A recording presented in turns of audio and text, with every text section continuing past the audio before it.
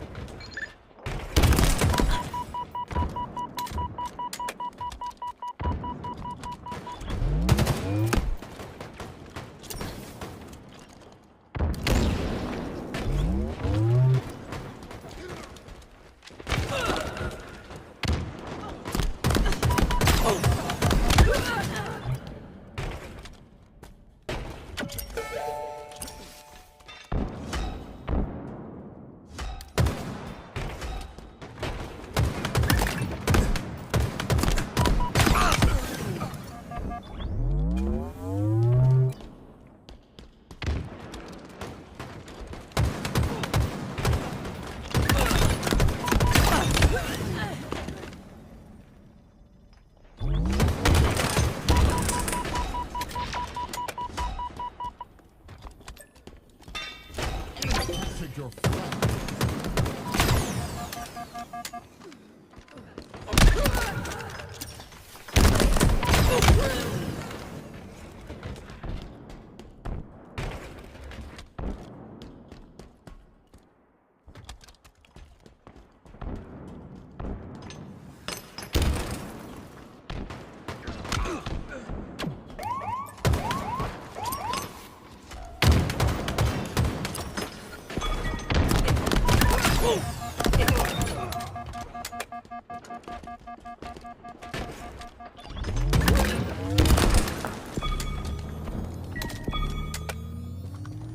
Enemy flag returned.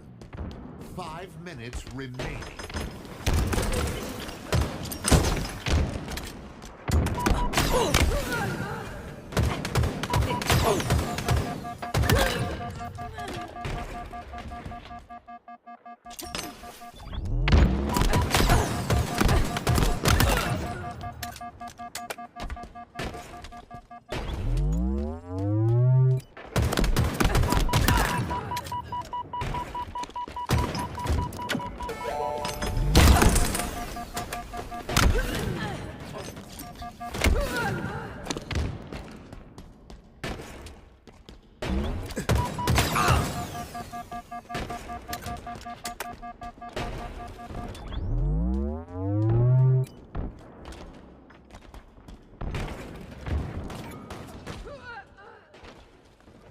Enemy flag returned.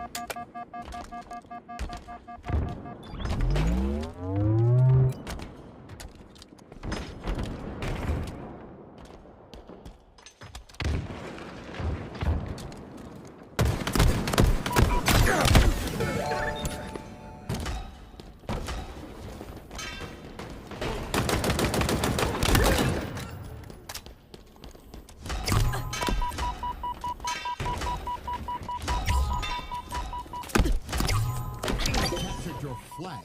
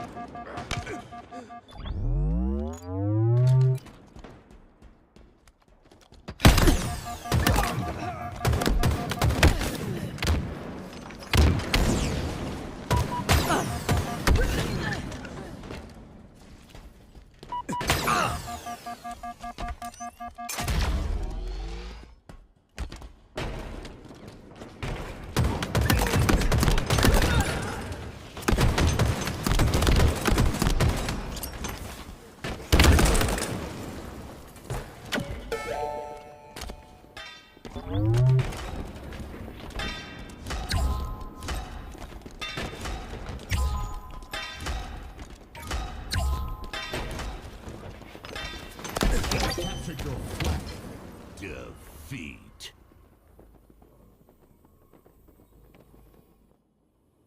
Interesting, Lucid, most players when their flag's being recovered, they run over to the flag, they panic and grab it, and try to get like a melee off. Yeah. Instead, Lucid just ran into the circle to contest it, fought the battle, and the flag wasn't drained at all. So I was almost questioning if you have an enemy player and you know, one player for each team inside the flag circle, does the flag just stay still or does it drain? And I think it was just staying still from what I could tell. I think it does stay still. Yeah, yeah. It's kind of like treating it like a hill, right? I would assume. Yeah, like a guaranteed, just that contest mechanic. So that was just unknown to me because I just assumed every single time somebody was in there, it was just going to guarantee to drain a little faster or go back to the state of draining. But we can evaluate that later as we got 40 seconds. Time to go to the box, ITB. Yeah, to dig this one back and see, can they push across the map? And Formal pushing back like this is actually a little scary. He's is an opportunity. Too far defensive. Now Formal is not going to be a factor during this flag run if this flag moves fast. And they have to make That's the danger of playing too much defense. Oh, they got to get that trade, and they do so. They're successful in that one. Chink's going to bring this one across. He's one shot, and he's secure. He's inside of blue util. He's got coverage. He needs his teammates there for some coverage to help him out now. But Wootum, he's waiting. Where's the push coming? He got Formal down low. He's got no one around him to help him out. He's surrounded by Optic members, but they're still going to push this flag anyway and get the second one in. And that's going to be a tied-up situation. We're going to OT right at the nick of time. Optic were right all over them, but could not stop them. What an unexpected run as well. Like, as soon as you stop that very first sprint from them to run across the bridge, you're like, all right, they're not going to do it again. But instead, ITB just committed. They had somebody that spawned, went right on their flag. Somebody sprinted over from the util and just met in the center and got that tying cap. Yeah, very impressive stuff there from ITB to dig deep in that moment. But now they're going to need to find an even further level to dig to, because this is where Optic, in these clutch moments, they will punish you. You got 5 minutes to work with, but guess what? You got Trippy. He's got himself that BR as well as that overshield. It's going to be drained, sure, but that keeps it out of the hands of ITB. They're okay with that because they can continue to just push forward. Granted, you got to be mindful because it feels like the Bandits are starting to heat up here for ITB. Trippy still being a nuisance over here in the util. This is sometimes classic Optic play. Sometimes they'll toss the flag out, bait, go for that round of slays, and then get the new grab. But sometimes also, if they get those kills just like that, 3 down for ITB, and the flag continues moving. Both Lucid and Trippy meeting on that flag. So the second that second Trippy was picked off, Lucid picks it up and continues with it. Can he get there in time? He's got to go and move forward, and he manages to just push it through the end zone. Gets that cap 3-2. Optic go up 1-0 in this series. And just when he thought that ITB had them. LaRusso from 343. If you guys mind introducing yourselves, talking about kind of what you do at the studio? Sure, yeah, I would love to. Cleet LaRusso.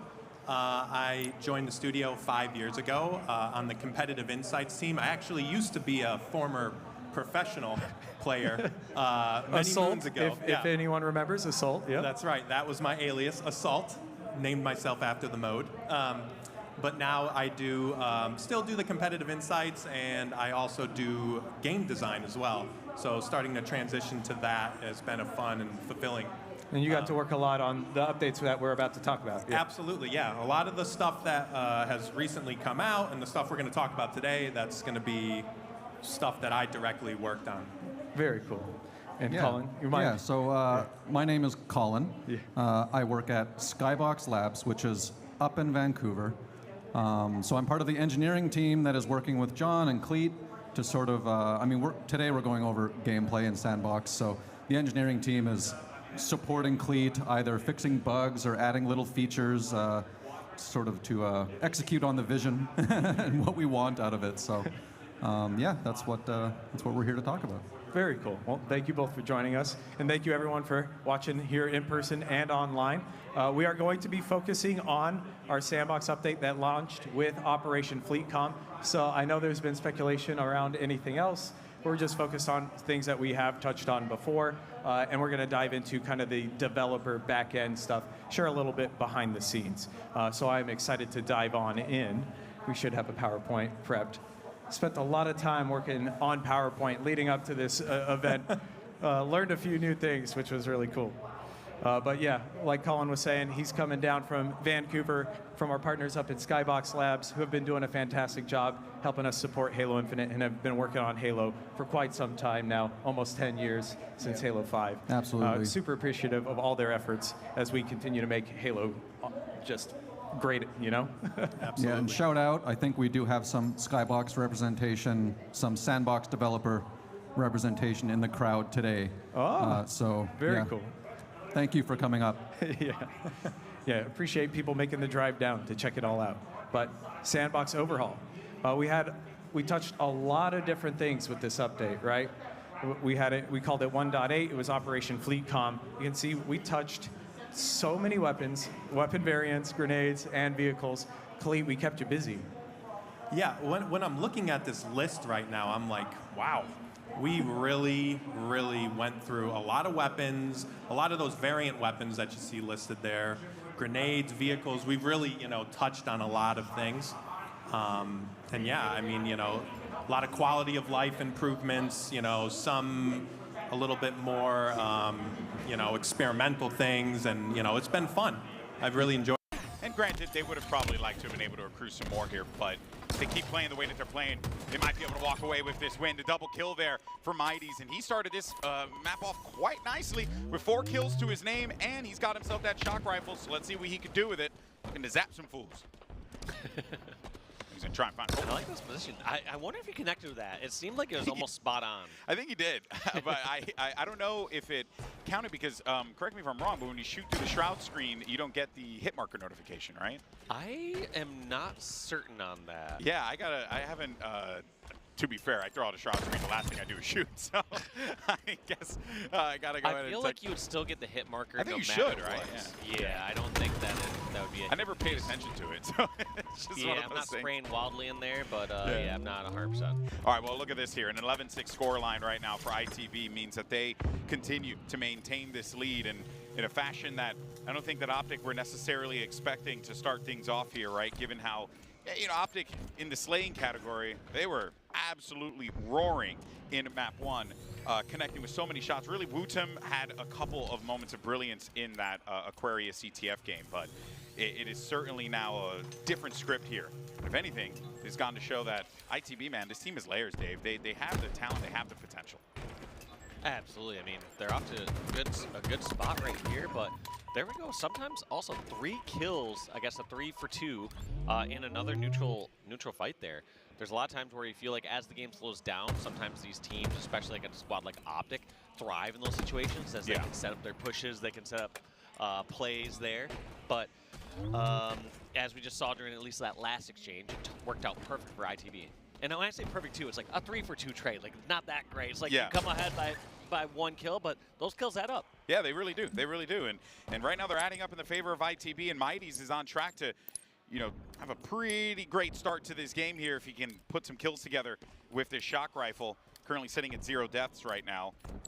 But Optic slowing things down, waiting to see where this push is going to come from. And now that they have identified where that snipe is going to be, we'll see how they move around the map to try and respond. Also, non-stop sniper going in Mighty's hands. I wonder if that's a decision, or it's just maybe the way it's been going since he is 7-0 to kick off this game. Also not being afraid to just jump right into control where everyone's at during a slowdown time. Last person I feel like I've seen do that is someone like Renegade, who just flies on in and things work out. Yeah, had he gotten that shot off, the first shot that he connected on, I think it was Trippy that was inside of bottom control. I think that probably would have been the go button for them to make the push happen. But instead, it just could not find those connections. In any case, though, I mean, they're fine with the way that this lead has been building for them, as they've found a decent amount of success at the early parts of this game. 6-kill lead right now, and kind of flipped possession of control here. Previously, Optic, they were the ones that were kind of pinned over toward this side of the map now, but it's going to be ITB. But it's a different kind, because both teams are really just trying to jockey to see where those openings are going to be, and it comes, well, it doesn't come in the form of that trade, that's for certain. But you got a little bit of a 1v2 happening over here, and another player down low as well. So this is a great situation for ITB to find themselves in. And Chick just going to trade that one out. That's going to be 3 down for Optic.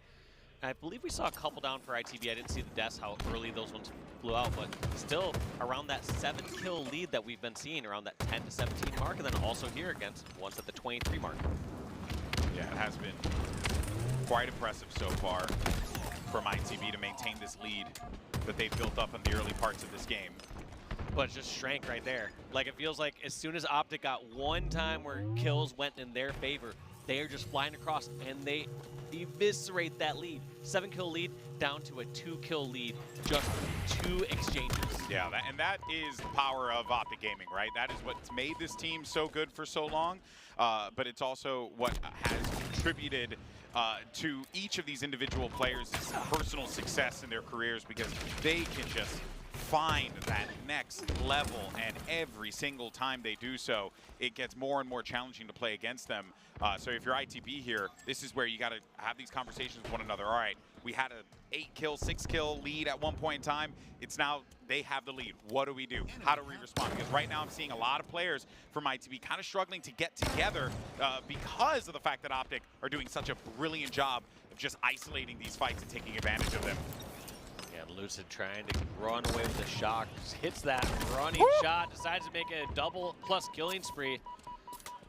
And are they going to be able to turn this into a camo grab? I mean, there's enough time for all those players to spawn, so it's going to be a fair fight again for it. But the unfortunate side for ITB is they're all stuck in elevator. Yeah. They're not going to have multiple angles to challenge this camo from. Yeah, they know exactly. Look how much where map they're control Optic have right now. They're all over them, right? And they have so many tools. They have so many nades. They have guns. Now they have the camo. They have everything that you could possibly want in this instance here. And they're picking up those kills. Lucid, he heard someone that was going to be right above him. So that was the reason why he's just taking his time. You can see where those players, man, they're like panicking because they do not want to run into Lucid here. And he wants to get up to this top control, but it seems like, you know, his feet aren't really getting placed. Maybe some Hands oil. a little sweaty. Put some oil on that. Can't grab onto that. Oh, man. But, man, what a switch around. It was a 6-kill lead for ITB. Full control of the map. Mighty's was looking like a superstar. And I also want to keep in mind, since Mighty's first death at 7 kills, he has pretty much just been neutralized. He's only been able to get 2 for 9 at that point. So he really has been struggling with that output. And it has reflected on the scoreboard across the entirety of the team, not just Mighty's. Yeah, the bigger difference here has been obviously one that Mighty's control over on that shock rifle and how he's going on that great spree. But secondly, how ITB haven't been able to roll those kill advantages into something larger, unlike Optic. Optic were many a times getting Capture 2 or the so flag. kills and then rolling and getting those last 2 members and then getting the new spawners and just doing more favorable exchanges instead of just a long drawn out neutral position, getting a couple kills and then waiting for everyone to be back. Well, now as time continues to tick on down, Optic Gaming can just chill. Really don't have.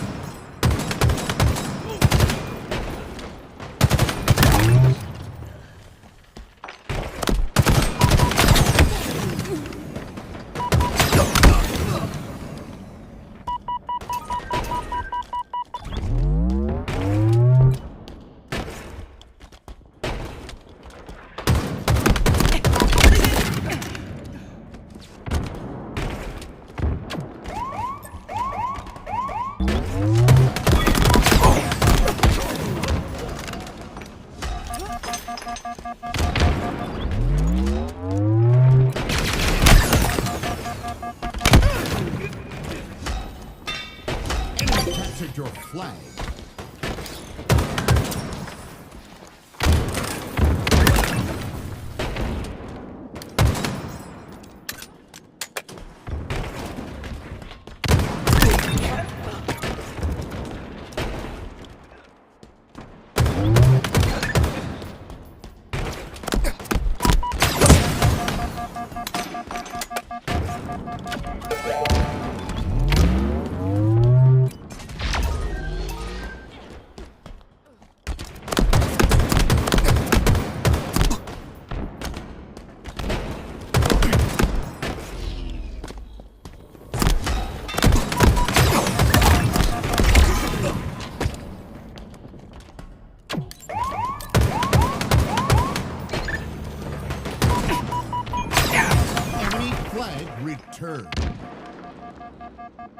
Enemy flag returned.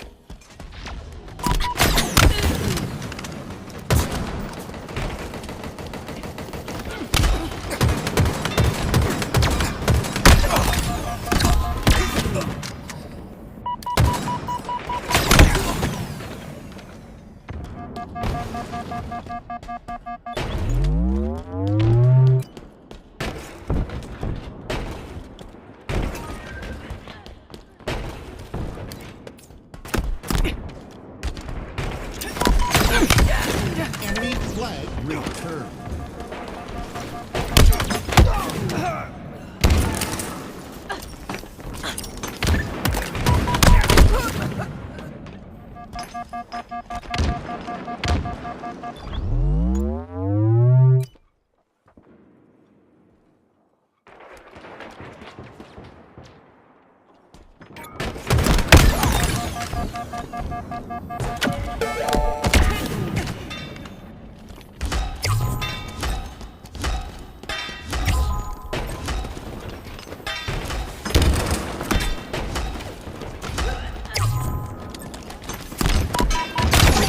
Your flag.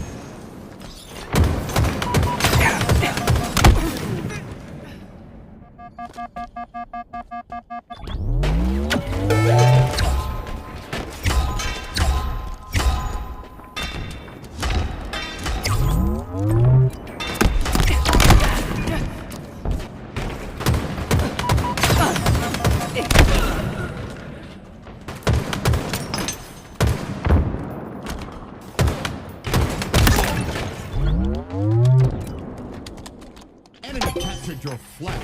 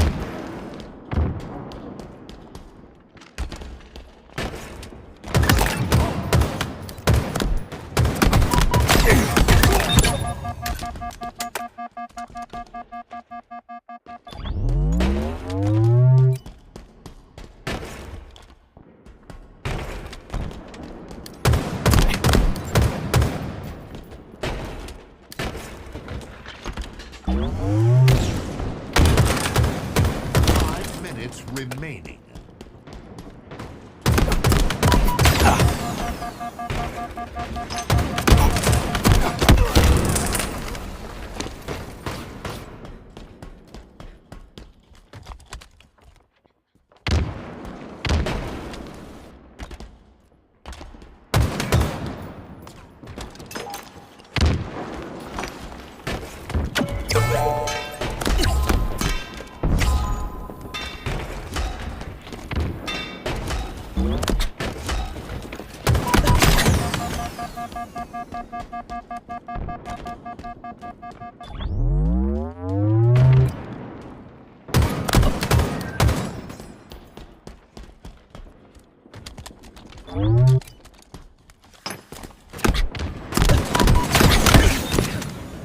Enemy flag returned.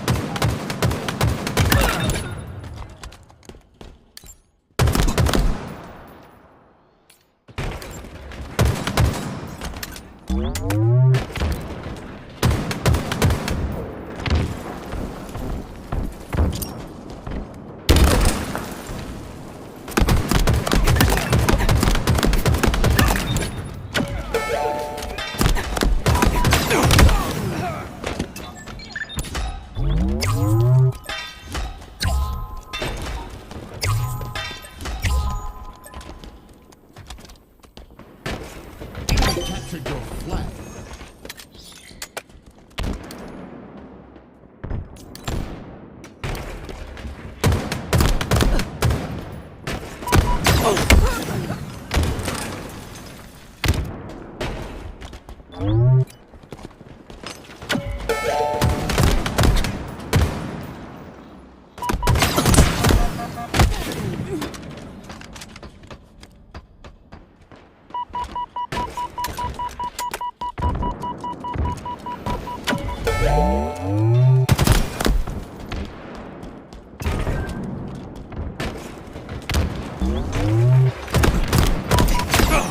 Enemy flag returned. Enemy flag returned.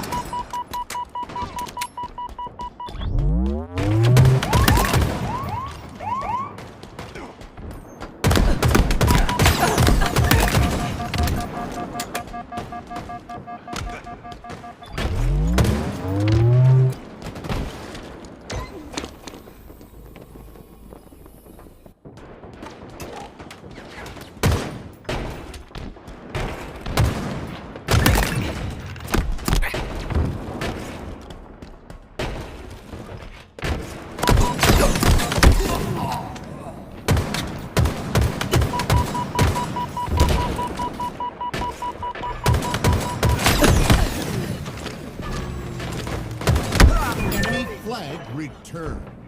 1 minute remaining.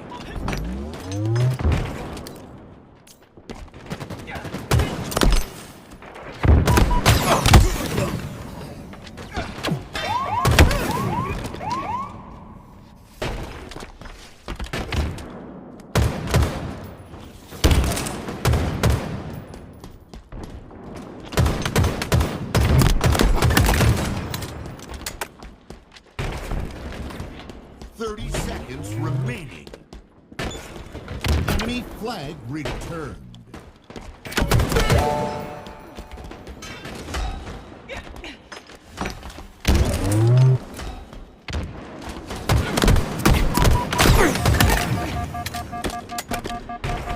Enemy captured your flag.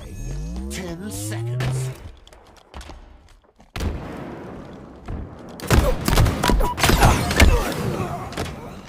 Defeat.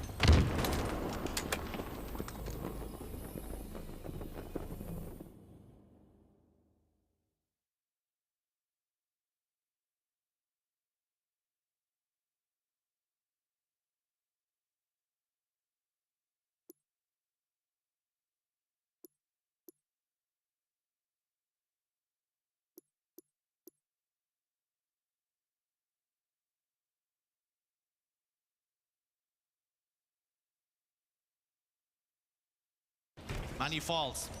Overshield for Renegade, and now they can start to piece together a push.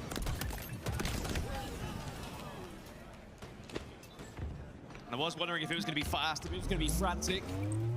And the game will slow down a little bit as Cloud9 try and worm their way back into this one.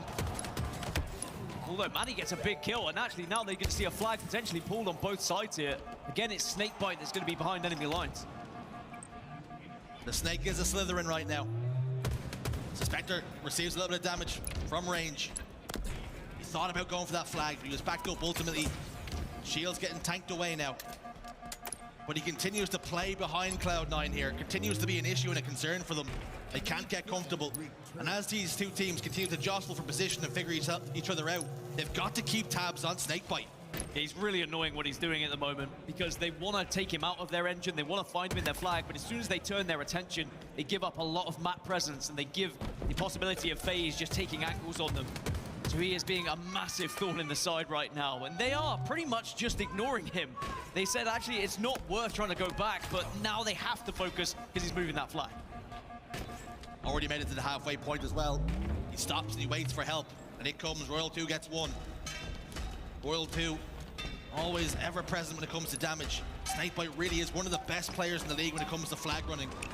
The speed in which he's able to go at. Renegade gets a double kill, and FaZe Clan will take the lead. Watch it back the last couple of minutes, analyze it, dissect it, because Snakebite has put on a masterclass of being able to control an enemy's base and then move a flag accordingly. He's such a threat that they actually decided to ignore him and allow him the freedom to roam. Finally, he'll go down. The FaZe do have that lead, and there's going to be another flag move, and you can see Frosty is very quick with it over on the car side. Ignore Snakebite at your own peril. Frosty's pushing this one in. No damage being done to him. 2-0 as quick as you like. And I love the structure I'm seeing from FaZe. This is very methodical. They are thinking about every flag run. It is not just...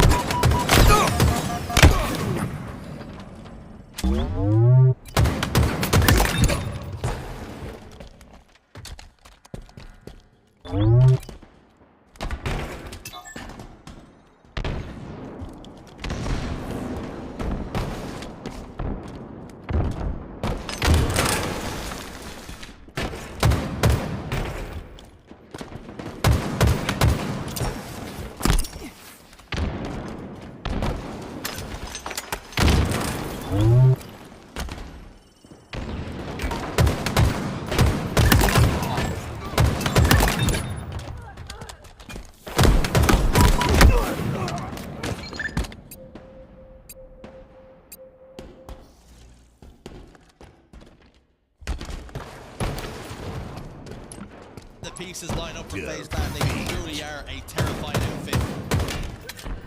The only issue and concern, like you say, rightfully, they've been a little bit inconsistent this season. That London Major, you've seen the best of what they can do.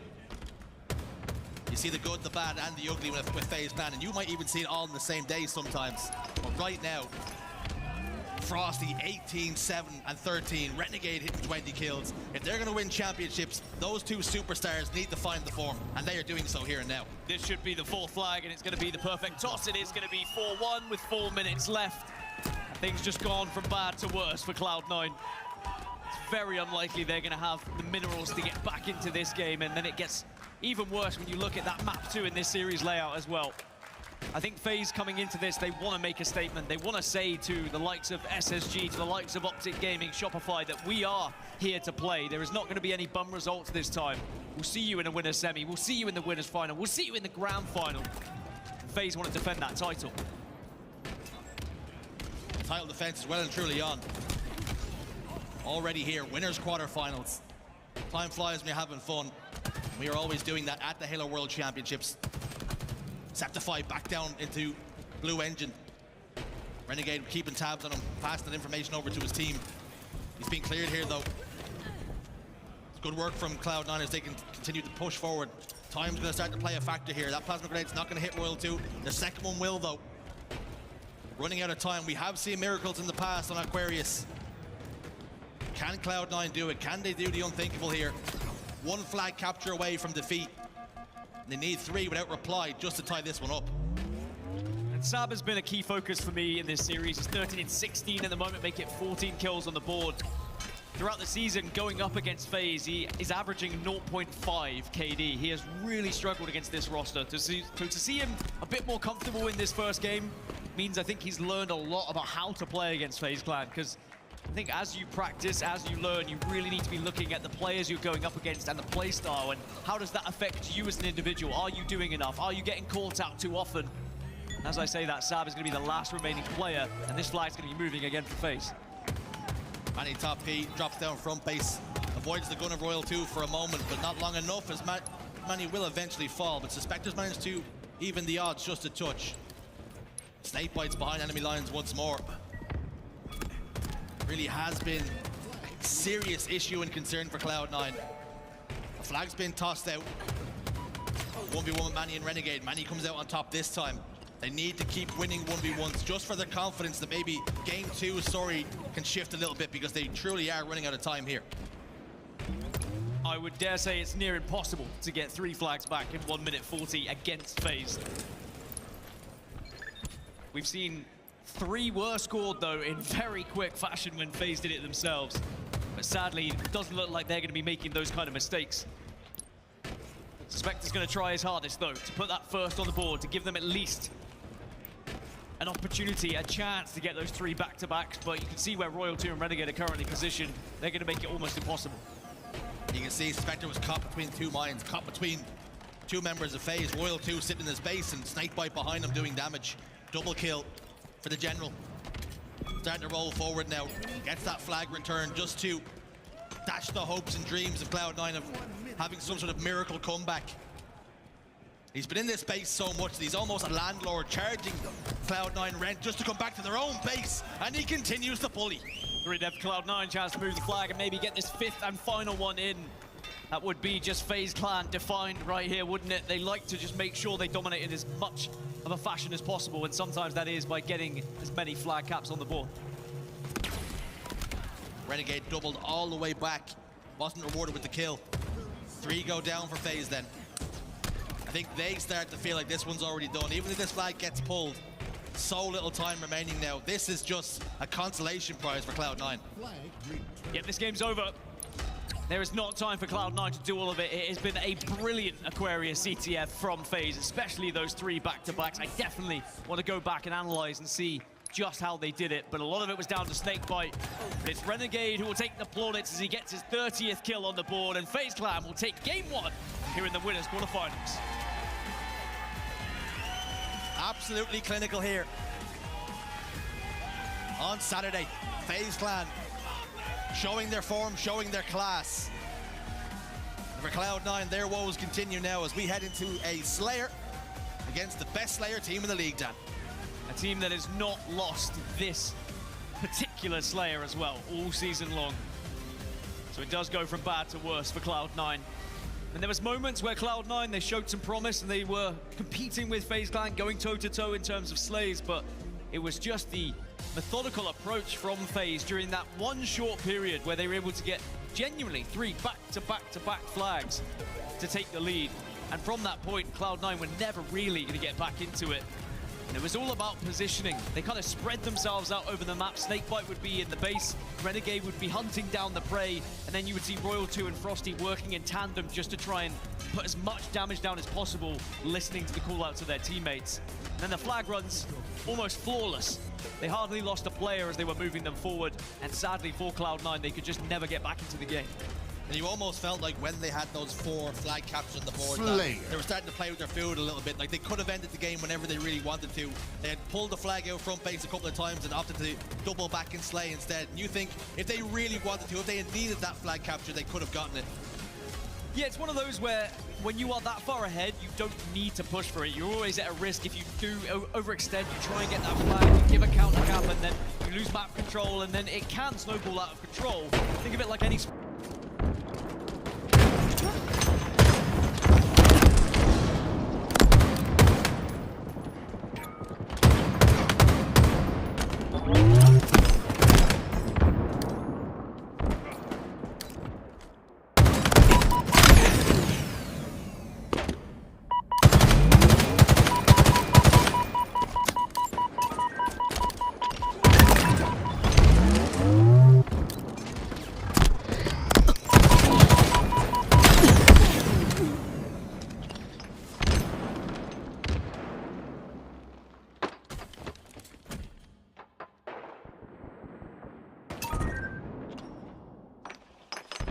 Enemy halfway to victory.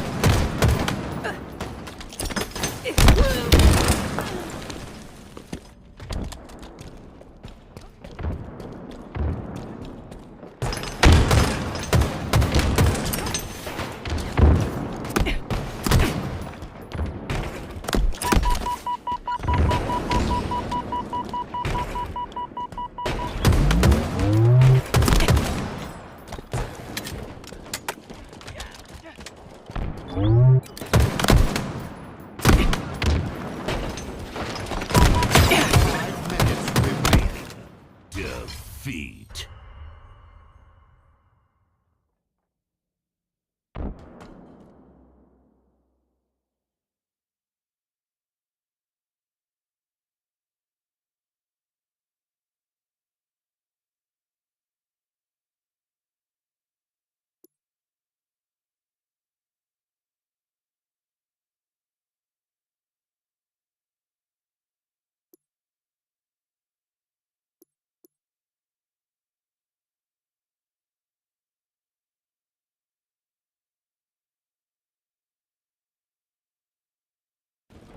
Back to Whirlpool he goes. Septify almost stepped out a little bit too far. Would have paid for it too. Camouflage now scooped up. This is a terrifying combination in the hands of most players. More so when it's Renegade. Septify gets shocked to the core. He continues rolling, double kill for Renegade. The world's his oyster right now as he soars forward towards Sab. He's positioned top elevator, he drops down. He's not long for the world either. And the headshot for good measure when it didn't even need to be. Well, Renegade is locked in at the moment. He hasn't actually said a word, so I'm convinced that the rest of the team must be coming for him. And I tell you what, let's find out. Let's go to a listening with FaZe Clan and see how they're feeling about this 7-kill lead. Let's go, one bottom here, one bottom here. There, bro. BJ, I'm gonna leave you. Yeah, I can watch it. They should be a lot bigger. Yeah, they're all trapped. They're all trapped. Okay, bottom in. Yeah, C-pod on you. One. Nice. Good job. One bullet shock down. Yo, bottom here, 3 hits in. Bullet shock down. In turbine. Turbine? Is turbine weak? Nice. Bottom A. I'm gonna hit this. Can we fight this? Back in. Yeah, no. We leave here. We leave. Good go. In red. I'm with John. Two bottom main. Yo, John, we should hit it. A lot of nades top tower. A lot of nades top A. Okay, that's fine. Yo, pipe there. They're wrapping red. I'm gonna leave John and go bottom A. You can watch my account.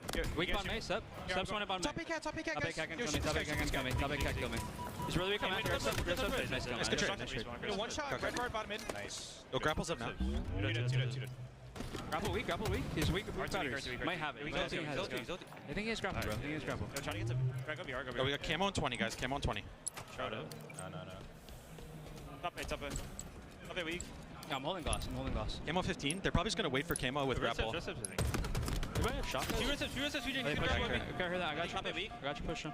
To the right. So we went to the right. Camo 5. Yeah, you can sit in the corner, Brad. Ego in this game. I am ego in the fucking. Yeah, John's challenge. Top red. Bottom A, one hit Manny. Neither weak. Two turbine. John got it. Nice, John. Nice, I'm living for you guys. I'm gonna live. Yo, one red, one top red. We should kill this guy. I don't think shocks for a bit. Yo, gonna be battle edge? Nice, John has camo shock. Turn on behind me. Okay, we're going. Brad might die here. Brad on me, John? Trade it. Top A. I'm hitting bottom A. Somebody go. Neither one shot, Manny. Go on. Keep playing yourself. Bottom A, Matt. Mangler door. That's my village. Yo, Manny's unknown. We lost Manny. Okay, Septify's BR. Actually, a great listening and great insight from FaZe Clan, and they do seem very locked. The communication is on point. Very upbeat as well, very confident. I think that's what you want to hear as a FaZe Clan fan. It has you thinking good things maybe around the corner here in the Halo World Championship. Oh my God! Good things happening right now. Never mind around the corner as Renegade locks in a triple kill, killing spree, and he continues to roll. Only the triple though. You can see he was desperate to search for more. An 11-kill lead now for FaZe as they look to try and make it 8-0 throughout this season on Recharge Slayer. And Cloud9 just doesn't look like they've been able to find that recipe to try and break down this. There's a lot to digest during that incident as well. Some of the good things that I was listening to, it wasn't, listen, we always expect one shot here, blah, blah, blah, blah, blah, blah. But we're starting to hear things like, I'm watching your glass, can you watch me, can you keep me alive here? That's the perfect communication that you expect to hear from these teams. FaZe Clan start to play like that, they're a terrifying outfit. Renegades in pipes, getting another kill. 13, 5, and 4. He has only died 4 times in the Slayer so far. Heard a few times as well, each player kind of hyping each other up, just saying like, nice job when they get a kill. I think that's very important when it comes to chemistry. Maybe goes underappreciated on a team at just boosting your squad mates' morale. You can see Renegade just now is so confident in terms of every fight he pushes, and maybe that's off the back of the confidence from his team in himself. It's another kill. It's another easy fight for him. And now FaZe are only 6 kills away from securing this victory. Cloud9. Their Slayer woes, again, they continue. It's difficult and it's tough to keep harping on about it, but when it's a glaring issue that you have, when there's 2 Slayers in every series, something's got to give, improvements have to be made, and FaZe Clan, we're not interested in giving you any opportunity. They doubled their series advantage. Something that FaZe Clan fans, also known as the FaZe Clans, to scream and shout about.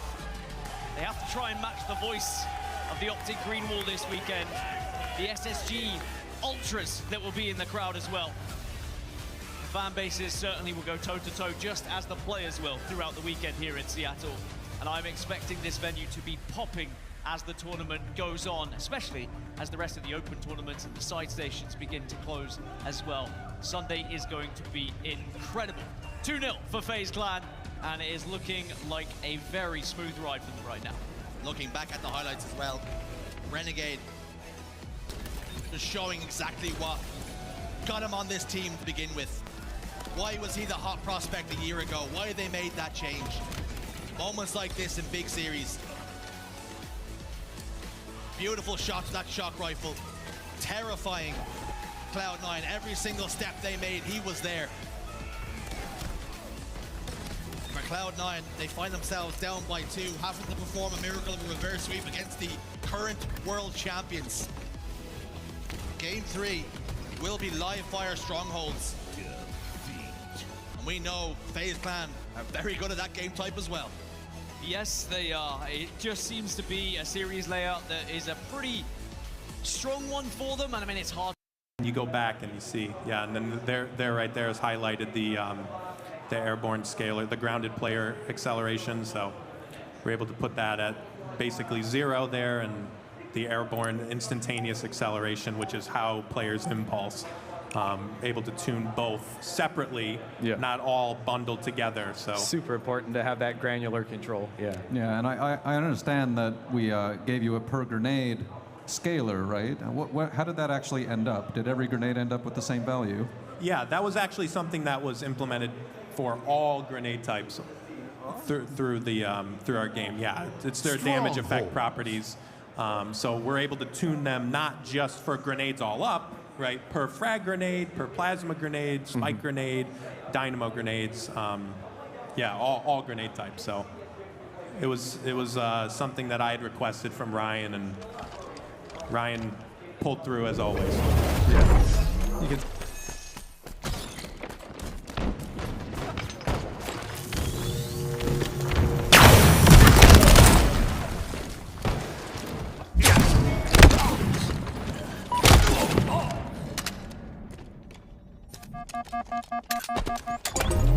Enemy team scoring.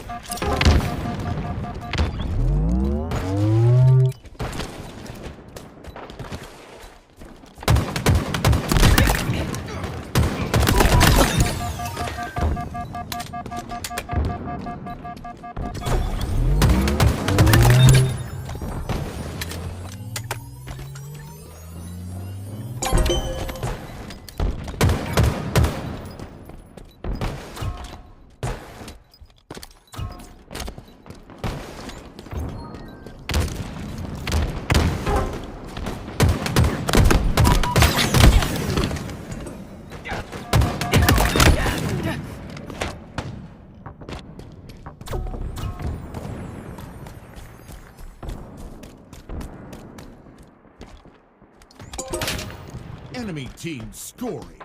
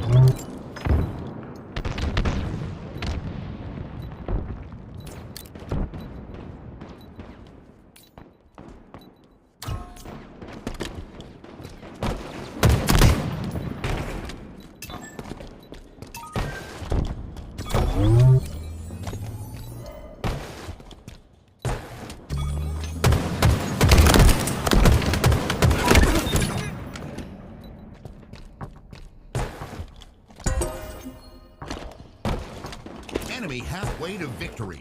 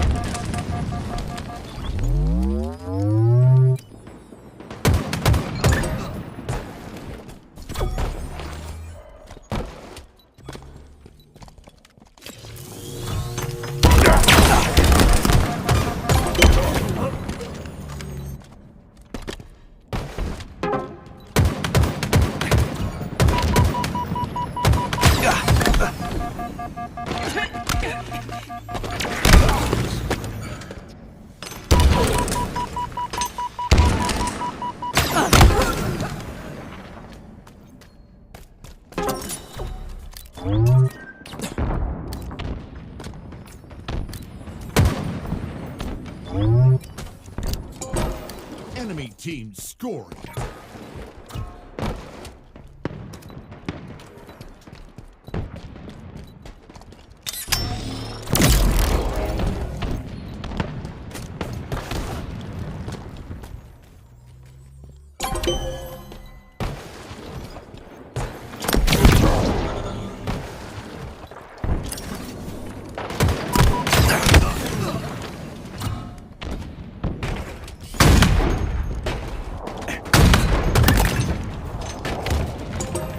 Enemy team scoring.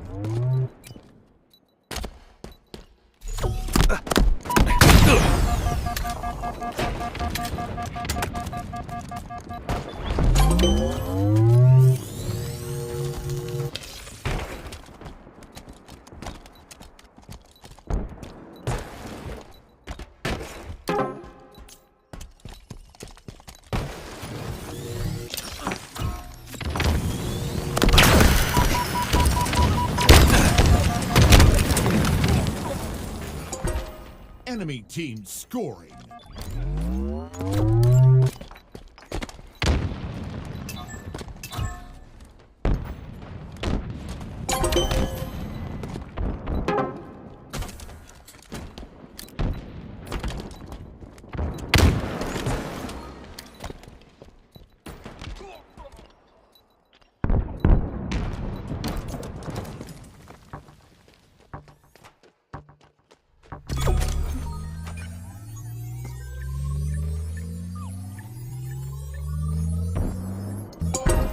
Enemy team scoring.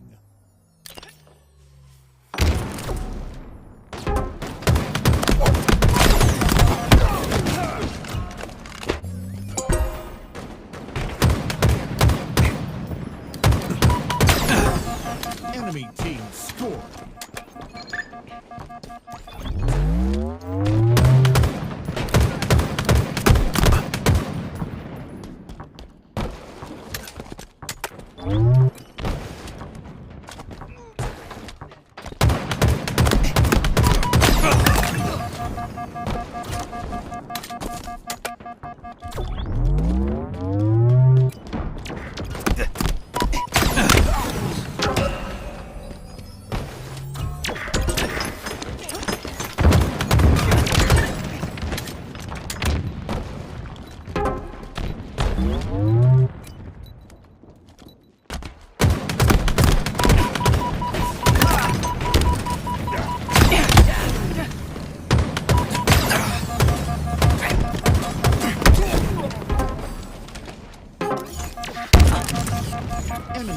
scoring.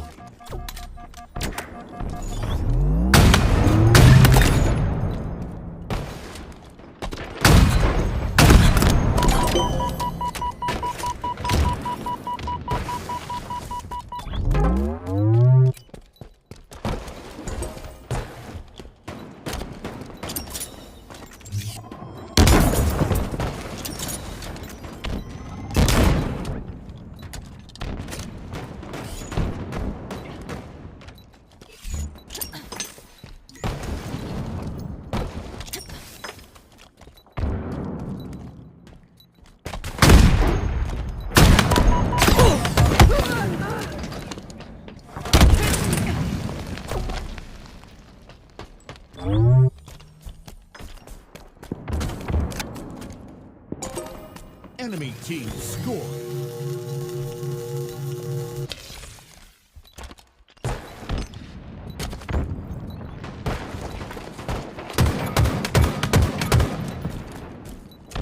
Enemy team nearing victory.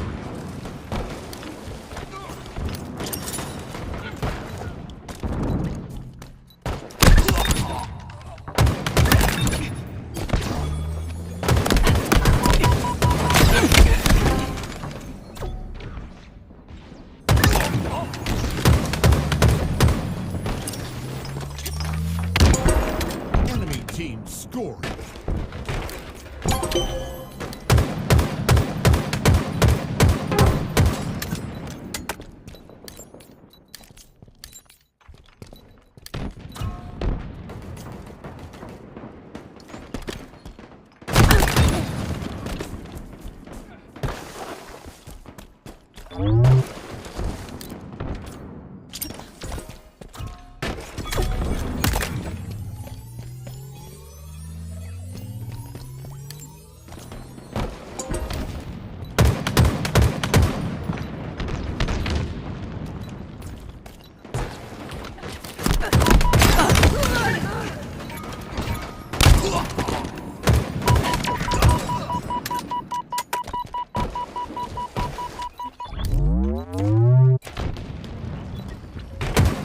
Defeat.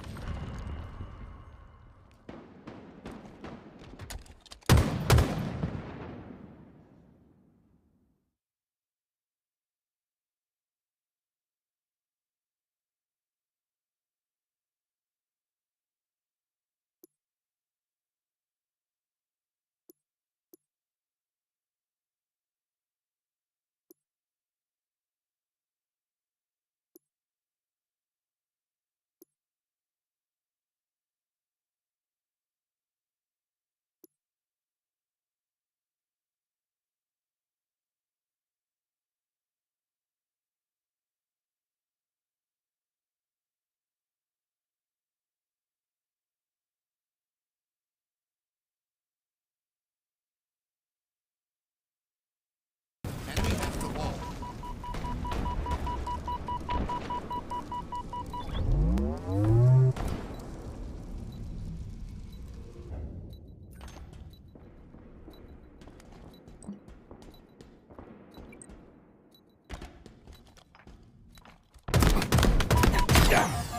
Ball dropped. Enemy has the ball.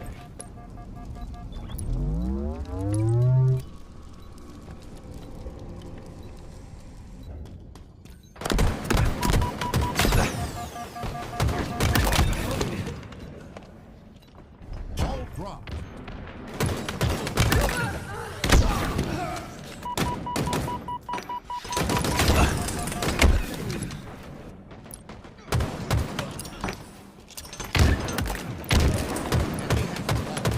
Ball dropped.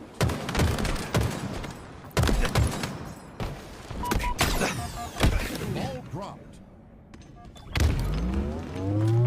Enemy has the ball.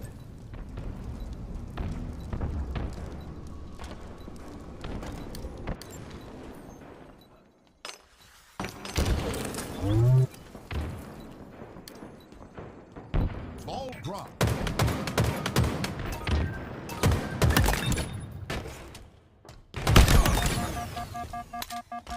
Enemy has the ball.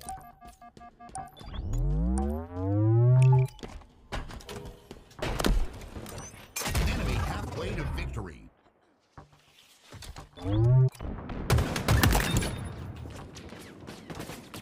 Ball dropped.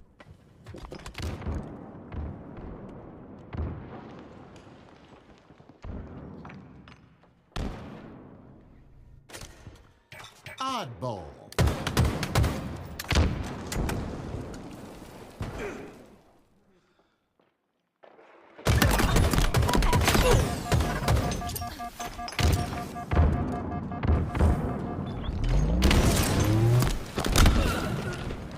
Ball reset. Round one. Ball incoming.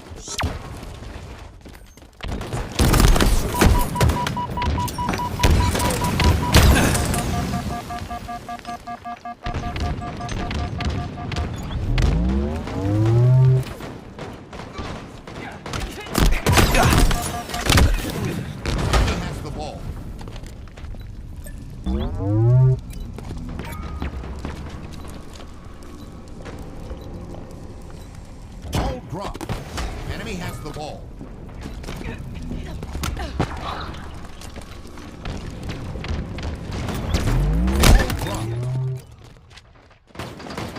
Enemy has the ball. Ball dropped.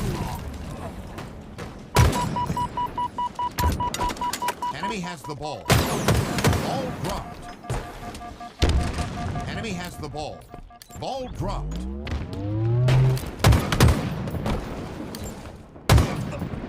Enemy has the ball. Ball dropped.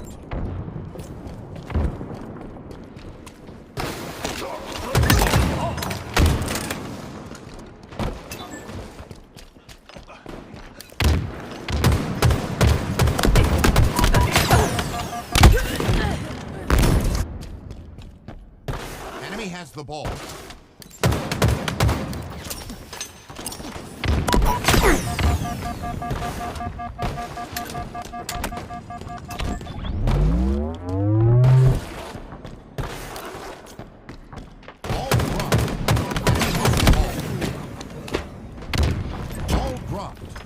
Enemy has the ball. Enemy has the ball. Ball dropped.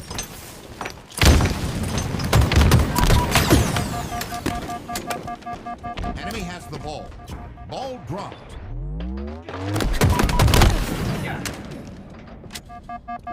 Enemy has the ball. Ball dropped.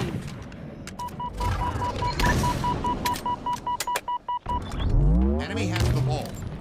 Ball dropped.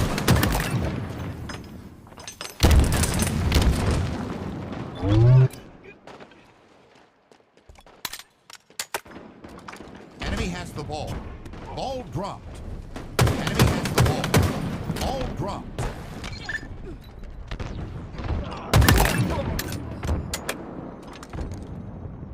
Enemy has the ball. Ball dropped. Ball dropped. Enemy has the ball.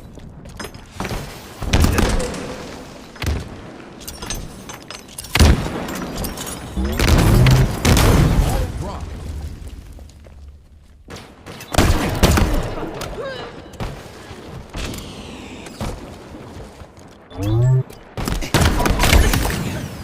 Enemy has the ball.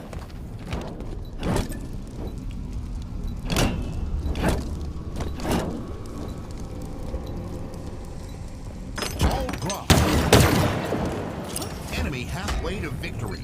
Enemy has the ball. Ball dropped. Enemy has the ball. Ball dropped. Enemy has the ball. Ball dropped.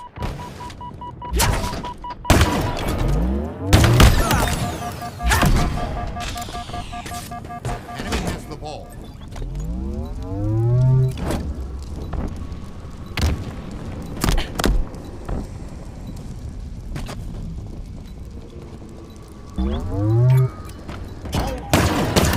Enemy has the ball.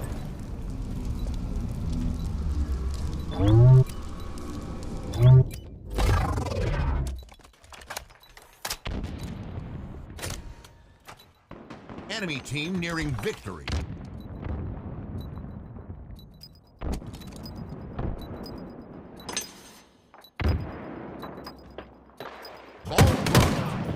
Enemy has the ball. Ball dropped. Enemy has the ball. Ball dropped. Enemy has the ball. Ball dropped. Enemy has the ball.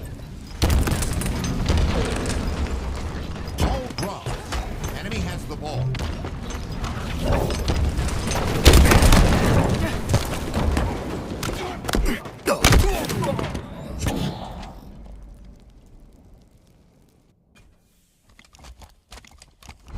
Round 2. Ball incoming. Enemy has the ball. Ball dropped. Enemy has the ball. Ball dropped.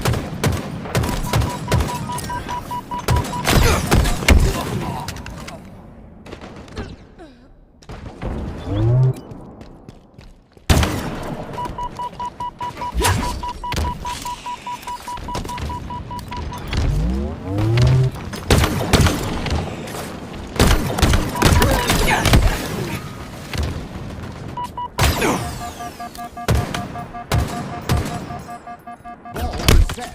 Ball incoming. Enemy has the ball. Ball dropped.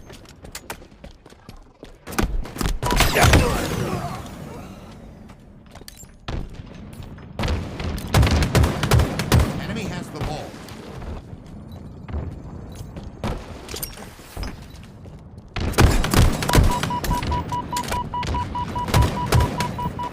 Ball dropped.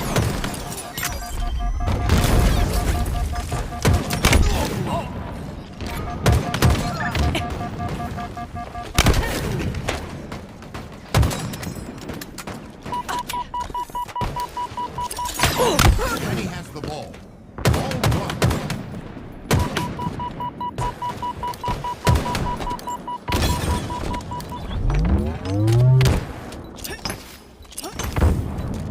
Ball dropped. Enemy has the ball. Ball dropped. Enemy has the ball. Ball dropped.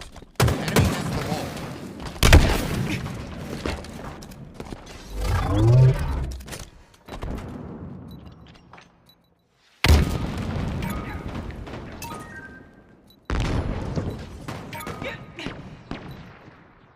Ball dropped. Enemy has the ball.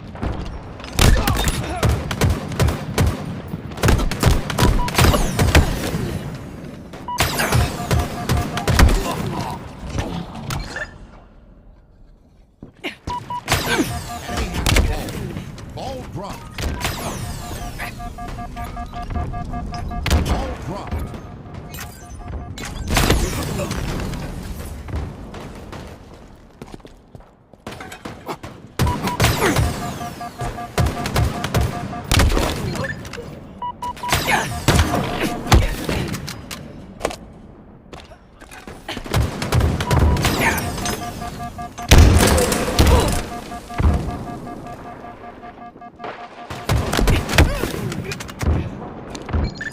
Ball reset.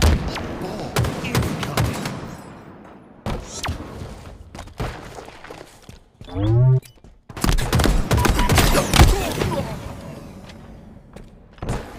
Enemy has the ball. Ball dropped.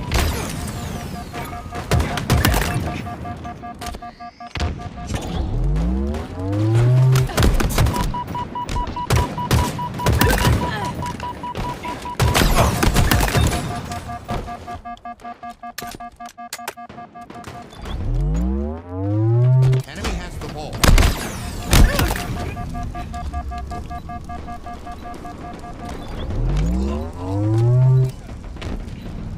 Ball dropped.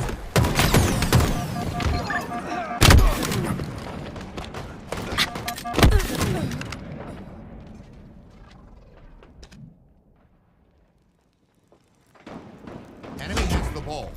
Ball dropped. Enemy has the ball. Ball dropped.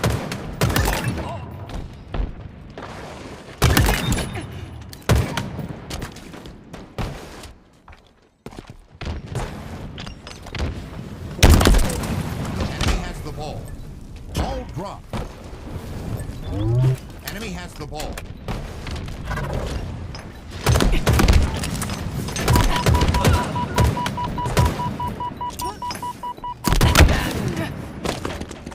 Ball dropped.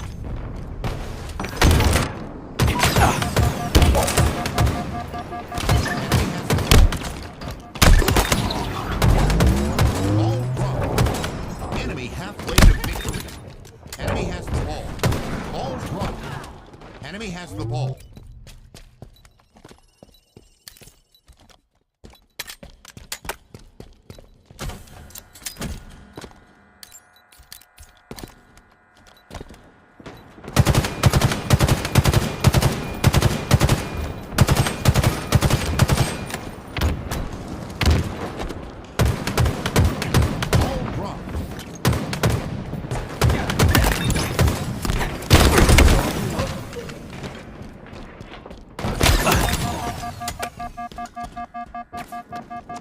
Enemy has the ball. Ball dropped.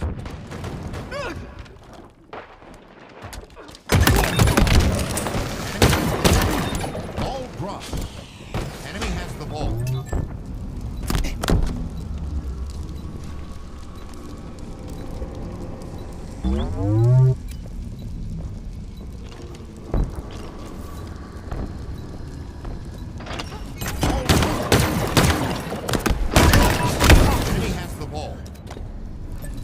Dropped.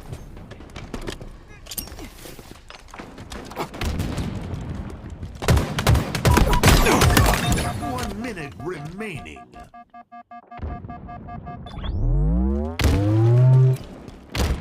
Enemy has the ball.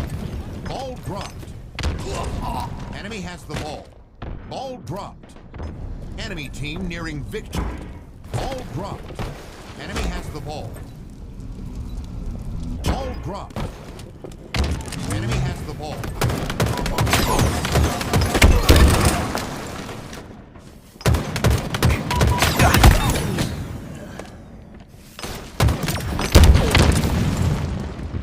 30 seconds remaining. Enemy has the ball. Ball dropped. Enemy has the ball. Ball dropped. Enemy has the ball. Ball dropped.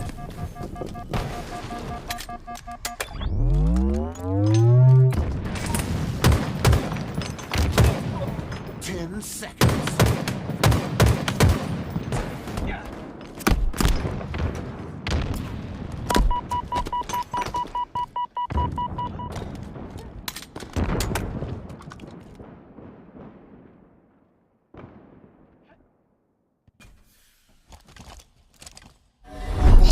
Incoming.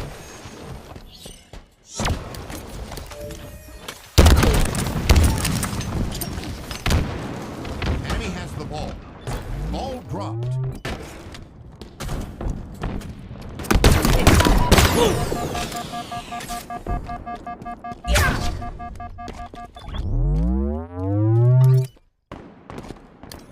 Enemy has the ball. Ball dropped.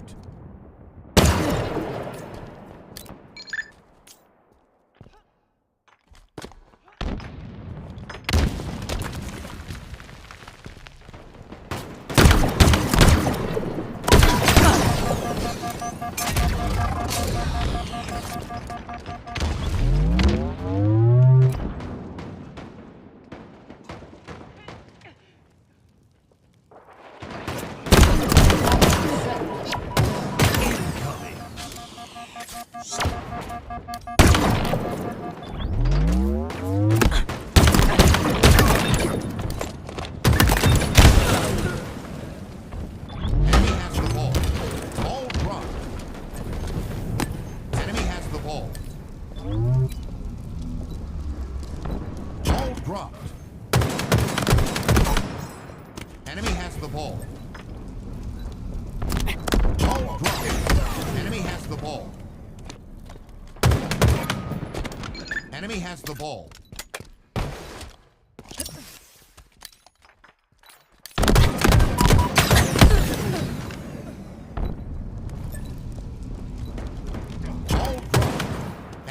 the ball.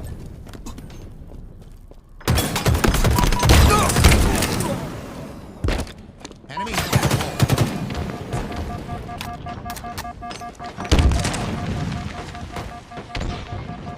Ball dropped. Enemy has the ball. Ball dropped.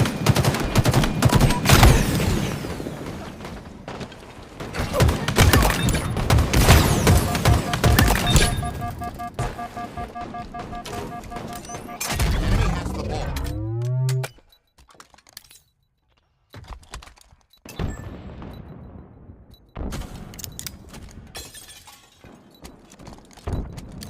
Ball dropped. Enemy has the ball. Ball dropped. Enemy has the ball. Ball dropped.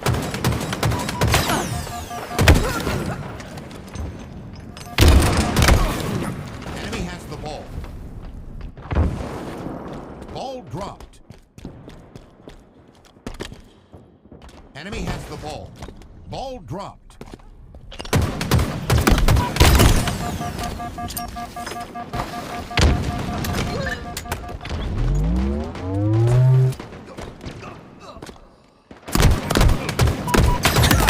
Enemy has the ball.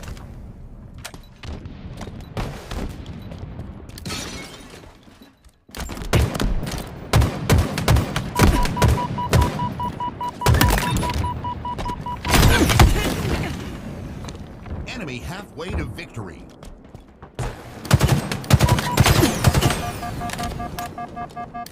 Ball dropped.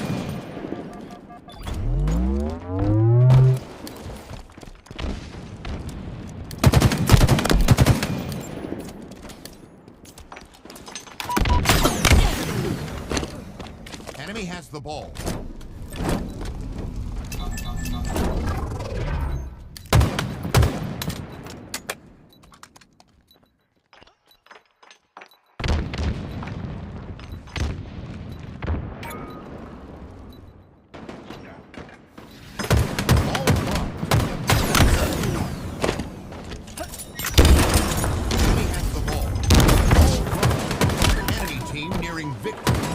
Ball dropped. Enemy has the ball. Ball dropped. Enemy has the ball.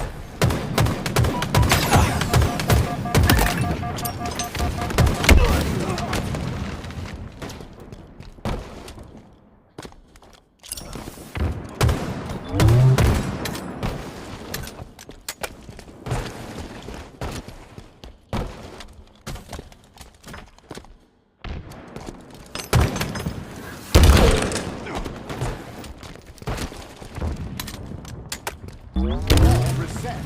Ball incoming.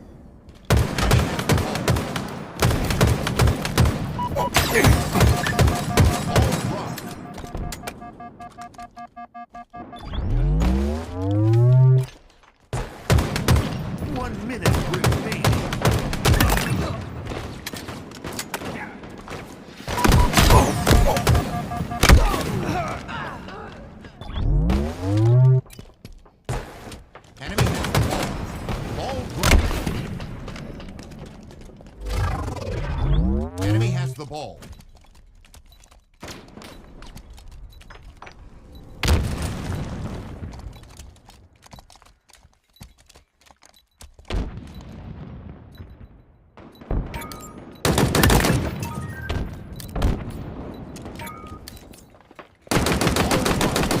Enemy has the ball.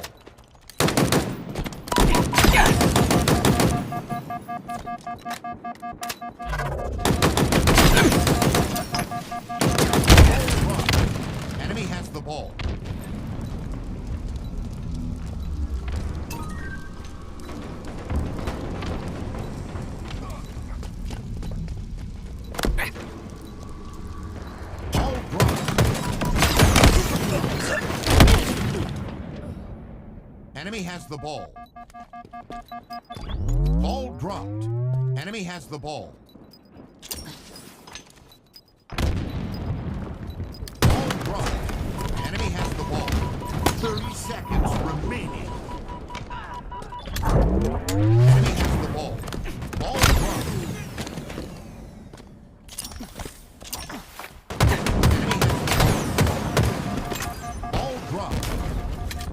Enemy has the ball.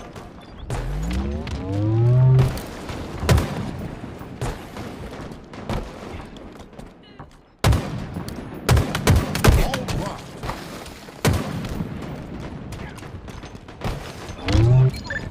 Enemy has the ball. Defeat.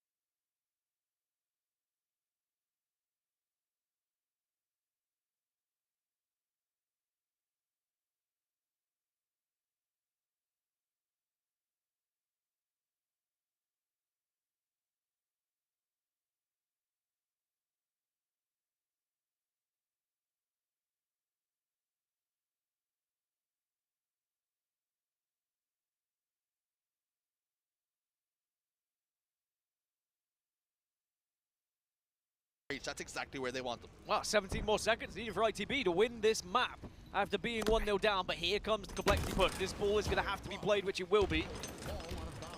And now ITB going to have to refocus about trying to regain map control. They get the first. Can they get another? Yes, they can. Chick is on a tear. Sticks him. Into the breach, into the bizzle. Chick's giving him the wiggles. Mighty soars into pipes now, ball in hand. Spins around, puts shots down on breaking shot. Has the help from Wooten there as well. They only need 6 more seconds, but the ball is down. Happy to play this one patiently. Unfortunately, Mighty stepped out just a touch too far. Wooten is going to get pressurized here. He's got to try and stay alive. Prioritize living. Huss down to no shields. But Jimbo is too. These next few moments are pivotal because if Complexity can get their hands on the ball, they can get a perfect setup. Chick's in big trouble. Grenade goes down. Not enough damage. Tries to get the trade. Gets the stick. 4 dead for Complexity. Jimbo's got hands on ball. Into the breach. Will win game 1. Forget Chick. Call him Shtick instead, because that's 2 sticks that were big for ITB as they take the round.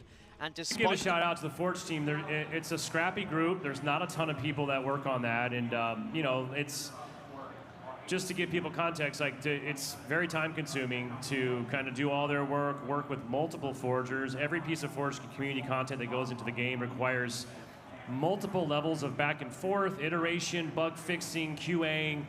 It's a lot. So you got a couple individuals managing, frankly, like multiple extensive projects that are like a lot of different vertical touch points. So I assure you, like, they weren't ghosting you, but they've been busy, and as you said, evolving Forge in the background in real time to help keep up and bring new features to the table.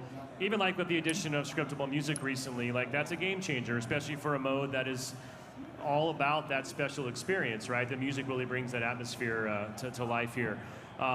Was the feedback overwhelming? Like, was it? I'm curious. By the way, I'm not plugged into that, so I don't know how that feedback was communicated to you. I don't know if you're just getting like, here's 10,000 bug reports. Was there anything to, I guess, maybe more simplified that a real surprise, a piece that you said you expected to get a lot of this feedback. Was there something that you didn't expect that you're like, oh wow, that never occurred to us? Yeah, I mean the biggest thing is always like, since we're building the mode, all the readability things always seem really obvious. It's like, well, how could you not know what that thing does because we made it? And so that was the biggest. The biggest feedback was always all about readability. It was like people just don't understand what things do. And so, I mean, y'all did some incredible things.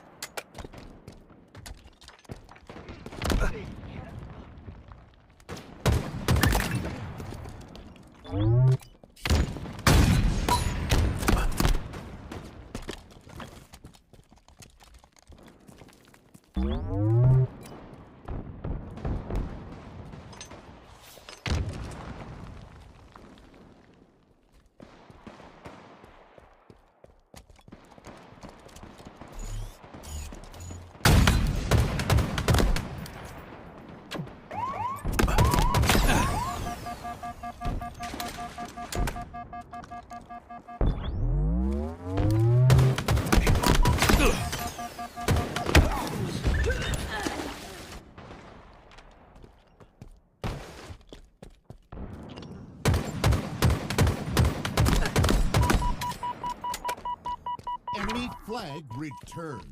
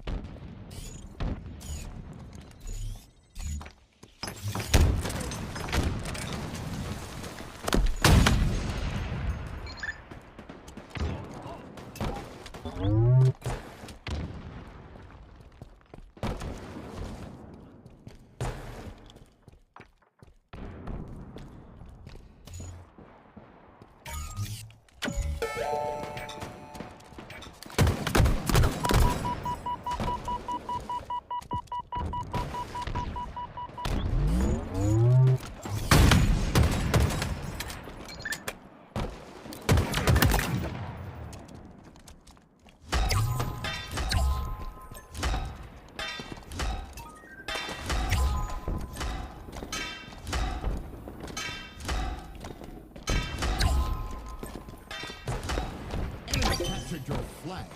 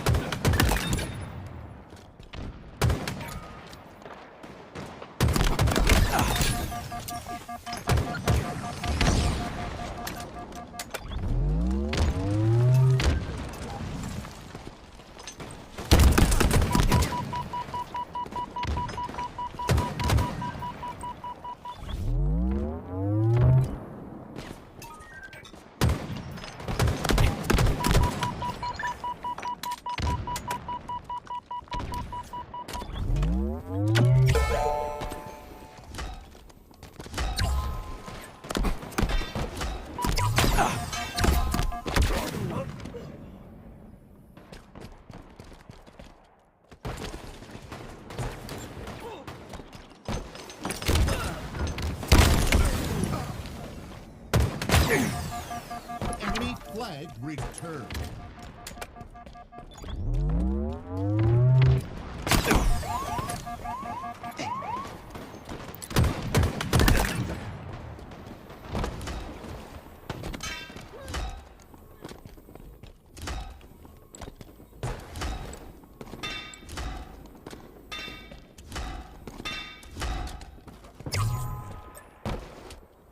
Enemy captured your flag.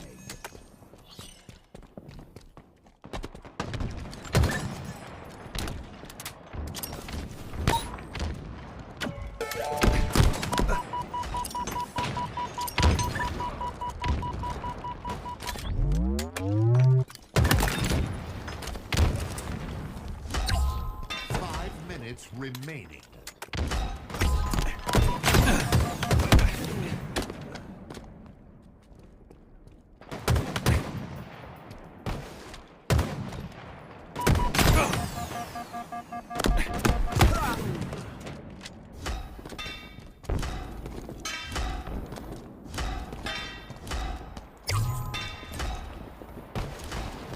Captured your flag. Defeat.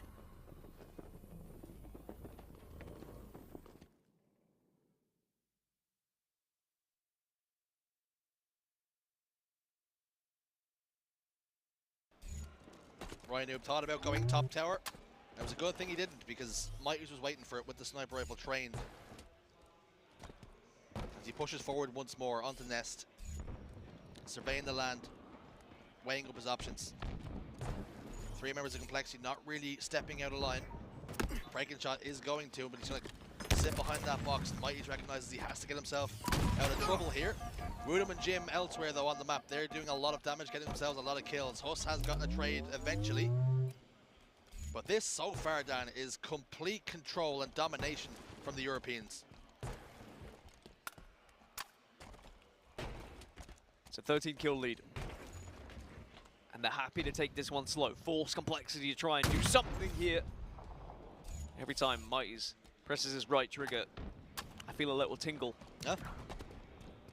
You just feel like he's got something a little bit special. And to have the sniper in your hands when you have Woodham on your team, by the way, always... Oh, what? Ooh. Like, he's just wasting ammo and just says, actually, I'll waste this last bullet on your body. To have the sniper rifle whilst you have Woodham on your team demonstrates what a good sniper you are. Because, of course, mouse and keyboard, we know, usually would be the ideal sniper holder. And, yeah, see, no, we told you. We called upon this. We told you, Ryan Noob. You drop the baggins will come back to you. Naughty, naughty, naughty. Sometimes the baggy becomes the bagger, and vice versa. Speaking of baggins, do you leave your tea bag in or out with a cup of tea? Whilst I'm drinking it? Yeah. I take it out. Of course. Of course. You want to be a heathen. You'd be a heathen to leave it in. You steep the tea. Yes. Also in the correct temperature of the water. You have to boil it. Yes, Some of these Americans, they only know. boil it till like 50. I'm like, that's not even boiling. I'll get emotional if I start talking about how the Americans make tea. Jesus. They're a problem. They're an issue. Well, I mean, the team that's in hot water right now is Complexity. That was good from you. God, I'm brilliant. You steeped that at the right temperature. 42 to 26, and sadly for Complexity, you really struggle to see a comeback into this one. It would have to be something miraculous. First, they need to get the sniper rifle. It's going to be Jimbo's chance to have a little bit of a show with it, and actually the grenade does the job for the first one. 7 more kills, and ITB will be 2-0 up, and 1 map away from sending Complexity out of the Halo World Championship. Huss and Rain do get a couple of kills, so they're over the 31-point threshold, so it will not be a steak dinner, but a lot of work to do, and not a lot of time to do it. It looks as though this one's very much trending towards a European victory in Game 2, and like you say, it's a long road back then, because typically the way ITB are playing here is breaking shot, peels one off, heads back to top middle, thought about dropping it for his teammate, but thought about it again. Thought and rethought, thunk and thought. Bottom tower now with sniper rifle, but being pressurized a lot. Chick's last man standing for his team. ITB now just require 4.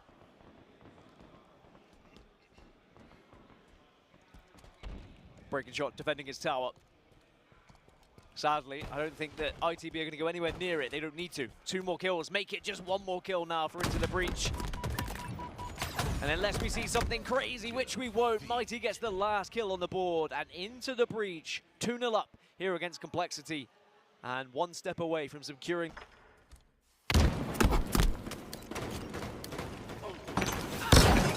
Took the hill.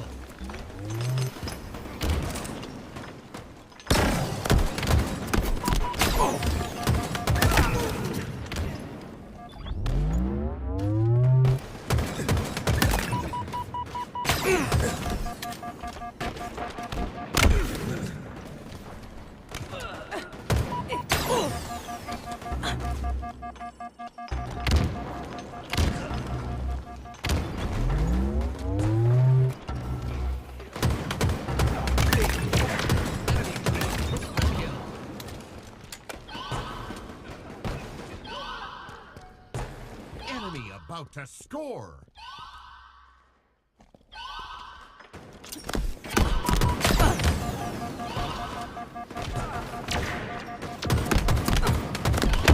Enemy team took the hill. Enemy about to score.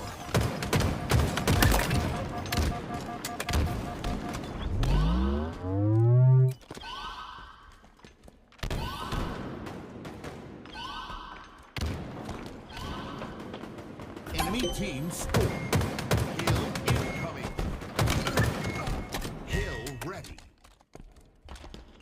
Enemy team took the hill.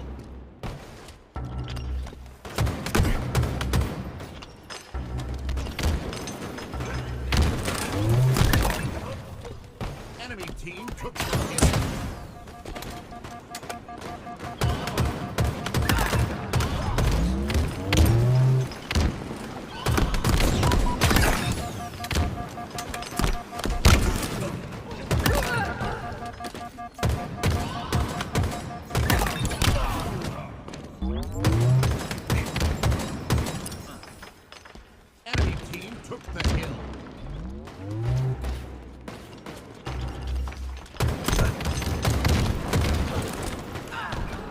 Enemy team took the hill. Enemy team took the hill.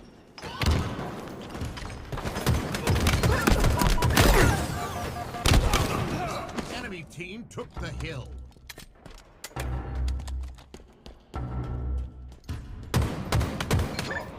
Enemy team took the hill. Enemy about to score.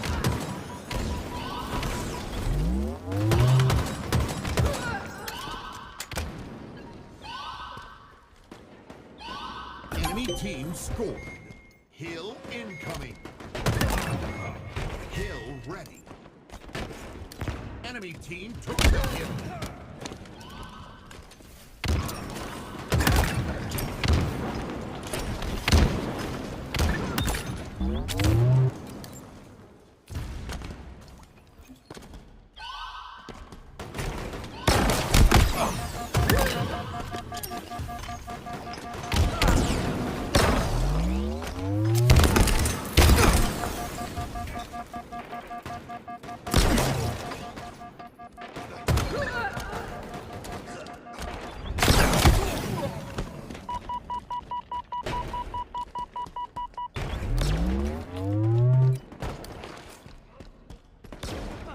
Enemy team took the hill.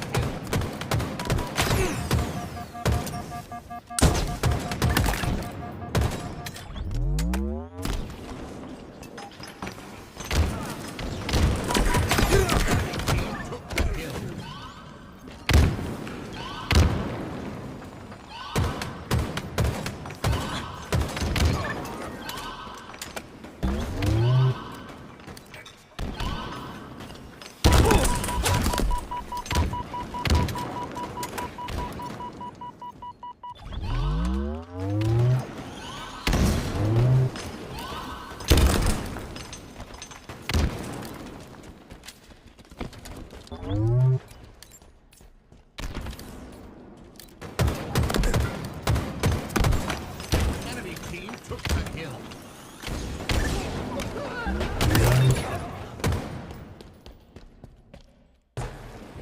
Enemy team took the hill.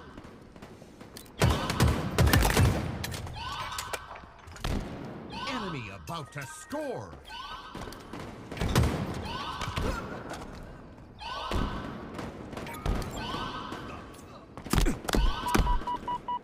Enemy team scored. Hill incoming. Hill ready. Enemy team took the hill.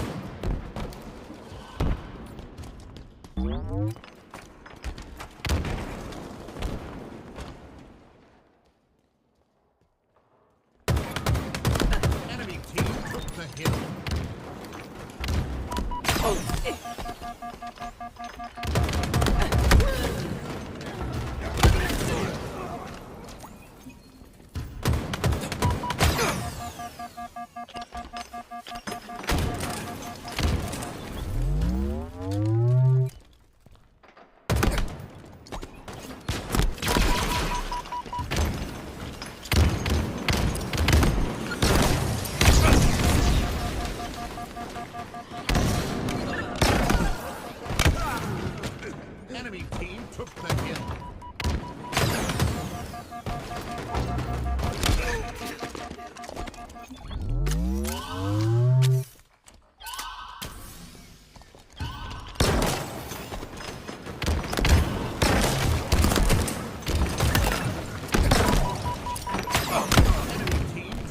hill.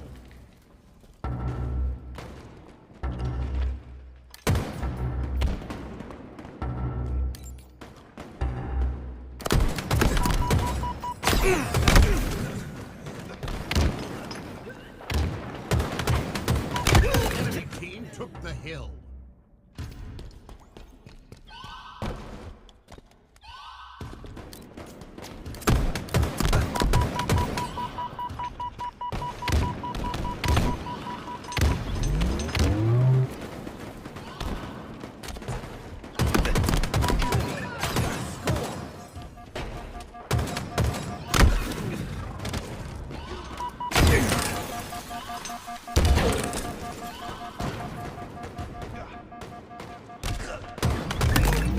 Enemy team scored. Hill incoming. Hill ready.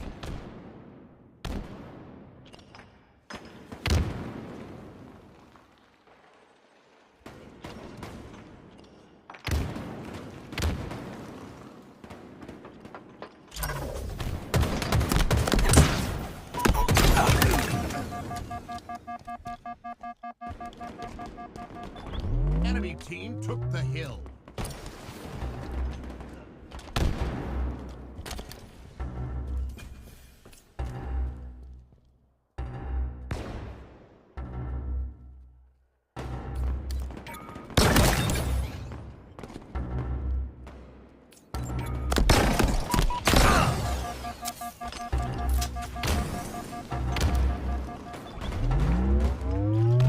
Enemy about to score.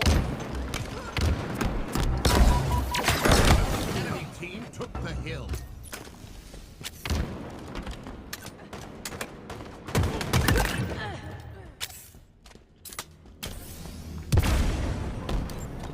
One minute remaining.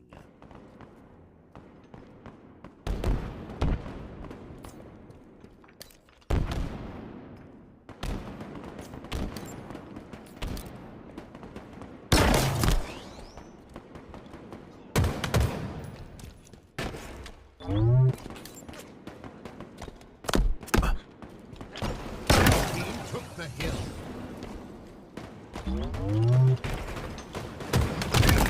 30 seconds remaining.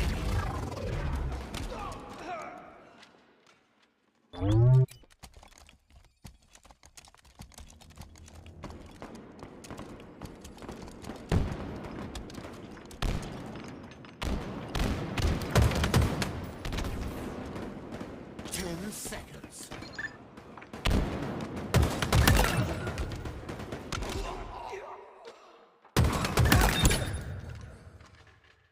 Defeat. Oh, right, okay. Yeah. Because I walked in and then two were there, and I said, well, this is awkward, lads, isn't it? And Jim said, you made it worse by saying it's awkward. And I said, that's exactly what I tried to do, Jim. They both laughed, but then Ryan knew with a parting shot called me a Brit, and I gotta say it hurt. But now I'm rooting for his demise. You never call an Irishman a Brit. Never do that. You never do that. And that's one thing that ITB doesn't have is an Irishman. Quadrant do. They used to. They used to. Glory used to play for ITB before he was poached by those pesky Quadrant boys. Those darn Brits and French. They were more French More at the time. French. Well, breaking shot as a sniper. He's already hit a couple of good shots here.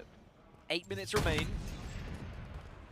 There is still plenty of time for Complexity, but as it stands, they would be eliminated from the Halo World Championship in top 12. And it does beg the question of what happens. Of course, year 4 of the HCS has been officially announced. Congratulations, Shurs, you have a job again, we think. No, they've confirmed that there will be a year 4, not that I will be involved in year 4. That's so very true. Still a concern, it's still up in the air. If Complexity were to go on to lose this series, get knocked out in top 12, where would these players end up? Would they stick together? Well, at the moment, they say, we don't even want to consider that because they will tie the game. Oh! All right, they tie the game. Okay, nervy moments. 1-1, 4 dead for Into the Breach, so an opportunity for the Complexity not only with that flag capture to push forward and threaten again. ITB in big trouble here and could fall victim to a double cap if they're not too careful. Huss will eventually get taken down by Jimbo. 2 dead. Push and breaking shot in the respawn screen. ITB have a full complement of players on the map, prepared to put down damage. Wootum then up towards the flag podium, does a little bit of damage, but then drops down. Bait and switch is in full effect here. Jimbo gets there, puts this fist in the face of Rain. In the face. Glad it was there. Chick gets a kill as well onto Huss, before ultimately getting taken down. Very back and forth this game. Could go either way. Enemy flag returned. All 4 members sent themselves into the flag. Some would say they were going into the breach. Into the unknown. Sadly, they weren't able to really get that flag as far as they would have liked. Wootum had tried to move it and groove it whilst also laying down suppressing fire onto the players that were following. And now they can maybe go for another pull here. Jimbo just tosses it out to test the waters. How cold is said water? Is it hot enough to boil? Is that 50 degrees? And is it hot enough to steep a tea, is what I meant to say. Overshield's going to be Is it going hot up. enough to boil? I mean, I have boiled water before. You boiled water. You know when you put it was the already kettle boiled if you boiled water. You boiled it again. It's still in a state of boiled there. You haven't boiled water. Oh god. Overshield for Ryan Noob. We are delirious. He just peeking left and right. Not too sure where he wants to go. He has finally decided on a path and a route. Will get meleeed over shield, will go down to Ryan Noob. Not able to put that one to work as he would have liked. Currently sitting at 6, 6, and 12, and that makes me happy because again, I'm rooting for his demise. Just because he called you a Brit. That's all. Brian Noob, just to be... That's all it takes. To be clear, I do not stand with Jersey on this one. That's because you are a red coat. Can't say that. Why can't I? Just I did. don't know. I You don't wear know. red coats. Do I? I don't know. When have you ever... Never mind. Right, 5 minutes remaining. Complexity, their tournament life on the line here. Into the Breach are in the driving seat in terms of the series, but 18 kills for Breaking Shot. He is doing everything he can to keep Complexity in the Halo World Championship. Huss takes the fight. Wootum will trade out. Flag starts to move, and Breaking Shot will be there to cover. This is looking good from Complexity. Breaking Shot escorting the flag over towards the pistol area, keeping Mighty's at bay as well. Great work from Breaking Shot. Ryan Noob is going to slam this one in. Complexity show signs of life, not only tying this one up, now the score is 2-1, and all of a sudden question marks lay at the feet of ITB. And ITB just need to not panic here. You still have 4 minutes, and you still have 2 other maps and modes, but you also don't really want to go into a map 4, into a map 5, because then that's when that seed of doubt starts to creep into your mind. One thing that European teams have been guilty of in the past, maybe not so much in the present, is panicking a little bit and giving up some of these leads. But now there's an overshield. 3 are dead. 2 are going to be spawning. Chick can move, but he's going to be moving the flag towards them here. They have to fight together. I think Chick considered maybe I can grab that flag and run it the other way. He thinks, I wish I would have ran it down low. He was looking for the path of least resistance, and unfortunately he ran it straight into the fresh spawners. A miscommunication on the side of ITB, and that could be a detriment to the cause, because that was a real opportunity to tie this game up, but now all of a sudden time can start to be a factor as well. Just a touch over 3 minutes to play. This is the sort of game state that Complexity thrive in, Dan. 2-1 to the good. They can play defense and really start to frustrate the Europeans here. Jim will toss the flag out, but you can see Complexity taking up unorthodox positions, applying pressure and ensuring this flag can't get anywhere quickly. Jim arrives at just the right time, though. He's going to be able to get that one and move this flag. There's a lot of nades. If he can stay alive, it's big. Oh, it doesn't quite keep the flag around the corner. Mighties will be there to follow up, but this is going to be a good attempt at a flag run. ITB have a 4 versus 2 lead in terms of slays. Yes, okay, 1 on the side of Complexity, but this should be a cap for ITB. Mighties runs this flag down. It is not the route you usually take, but it's effective. 2-2 now the score. I do have a bone to pick with you whilst we have a small lull in the game at 2-2. Okay. Yesterday you said route. Yes. On the main stage. Right.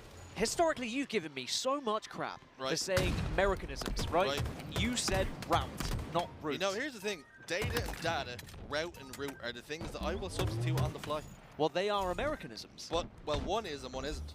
Correct. Yes, but I will use You just them. use both. Yes. And that's okay, is it? Yeah. But when I say pants instead of trousers, Yes, that's suddenly yeah, you're, I'm the bad guy. Yes. All right. You figured it out. I didn't even have to say anything.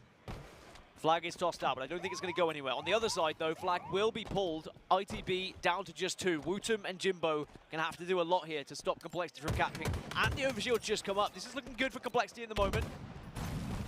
Oh! A sliding Wootum cannot evade the headshot from Huss. And pressure being applied now on the ITB base. Will it be enough to buckle and break them? Another headshot from Huss. Mighties is in the grave. Chick's in big trouble as well. The overshield continues to be a factor, but the flag is still down. It is not making any progress right now. Complexity quite literally fighting for their lives at the moment. Stepping up to the plate when their backs are firmly against the wall, but ITB are still holding strong. Maybe another attempt at a grab, but it's not going to happen. Flag sent back home. 1 minute 10 before we start to consider overtime here between Complexity and ITB. It's been a brilliant series to watch so far here on the Bravo stream.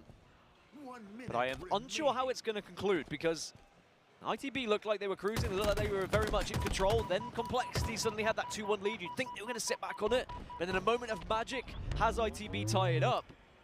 Is it going to be a mistake that loses this game for either of these teams, or could it be a moment of brilliance? 3 are down and flag is moving. Mighty has some damage on him already as well, so this is going to be a difficult stop for him. Ryan Noob, with a lot of momentum, soars forward. A lot of ITB spawning over towards this part of the map as well. A lot of pressure being applied. Ryan Noob's prioritizing trying to live. That sticky grenade is not going to land. Wootum's kill breaking shot, but he's not the point. And he's not the problem right now. The issue is Ryan Noob. He's made it up the back ramp. He's made it past the sewer. And he's going to try and slide this flag home. There's nobody from ITB there to make the stop. And Complexity shows signs of life. They get back up off the mat, and they're waiting to fight. How important could that be for Complexity? Watch out, throw it out, throw it out. This is good. It's fine. Take our time. Take your time here. Spawn top tower, dude. No deaths, no deaths. They're holding the ball fucking half ball, bro. You want to get. Don't want to serve on half ball. Glass combo. One shot, trippy corner. Come on. You're just in there. Hitting it. Nice. Today. I'm looking at top eight. Both on ball. I'm watching you. Savage is ball.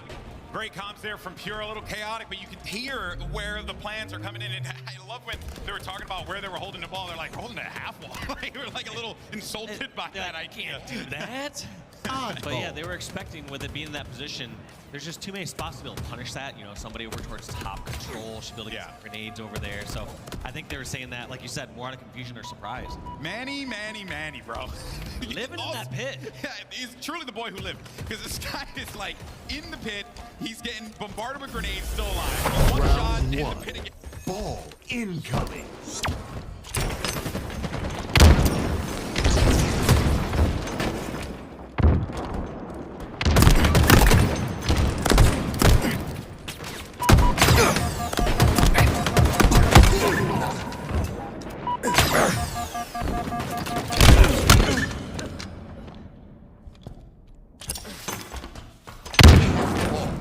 Ball dropped. Enemy has the ball. Ball dropped.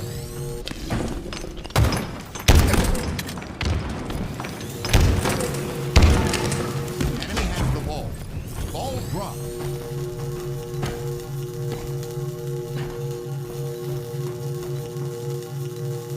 Ball dropped.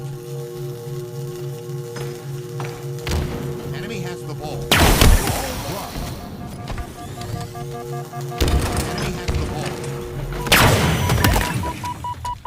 Ball dropped. Enemy has the ball. Ball dropped. Enemy has the ball. Enemy has the ball. Ball dropped.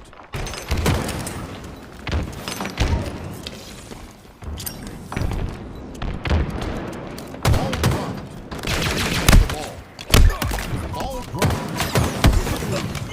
Enemy has the ball.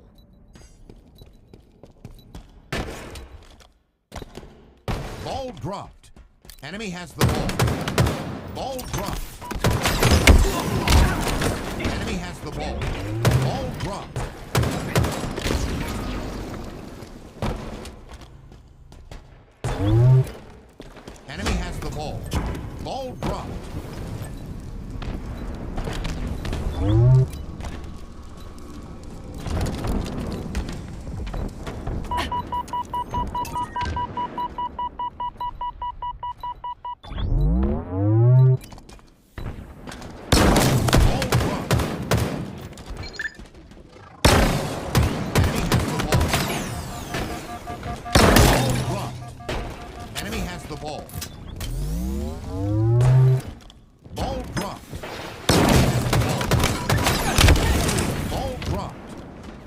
the ball.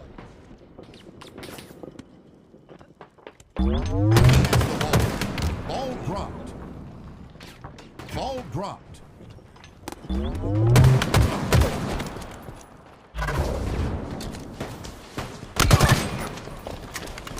Enemy has the ball. Ball dropped.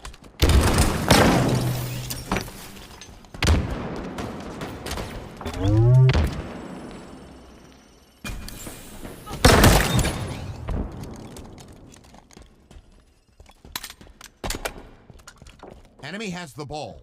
Ball dropped.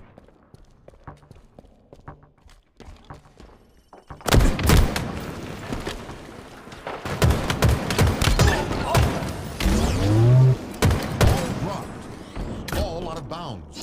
Ball incoming. Enemy has the ball. Ball dropped. Ball dropped.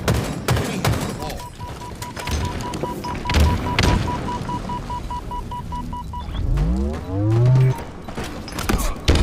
Ball dropped. Enemy has the ball.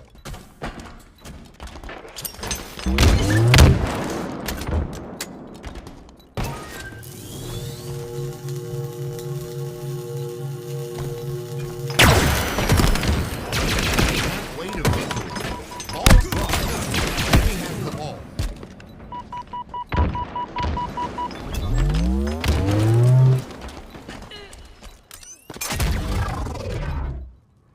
Ball dropped. Enemy has the ball.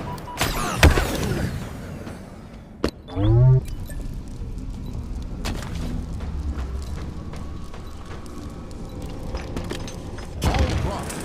Ball out of bounds.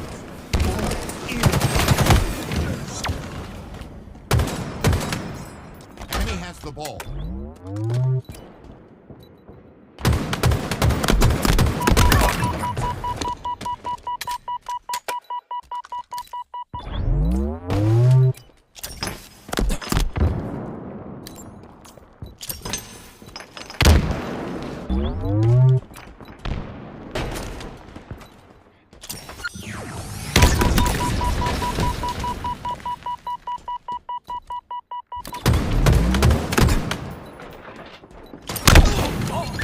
Ball dropped. Enemy has the ball.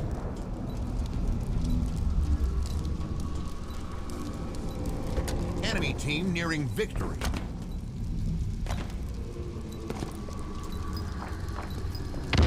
Ball dropped. Enemy has the ball. Enemy has the ball.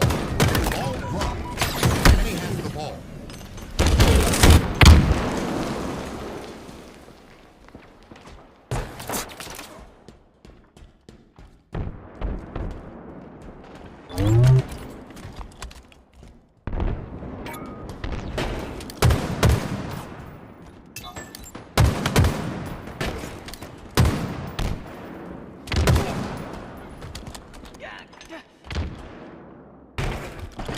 Ball reset. Ball incoming.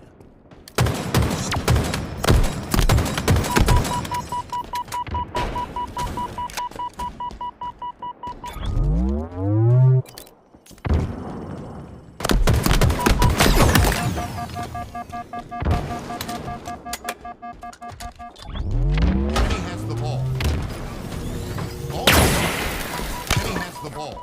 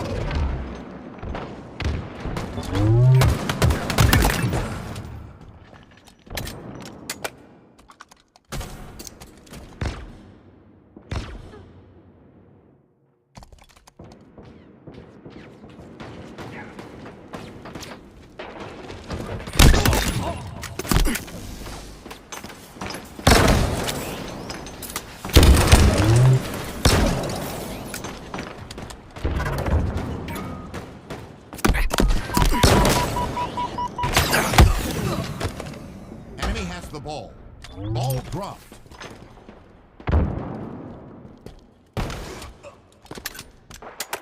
Enemy has the ball. Ball dropped. Enemy has the ball. Ball dropped. Enemy has the ball.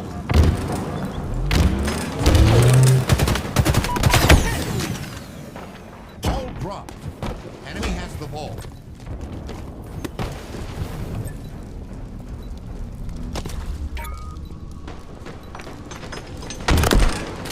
Ball dropped. Ball out of bounds. Incoming.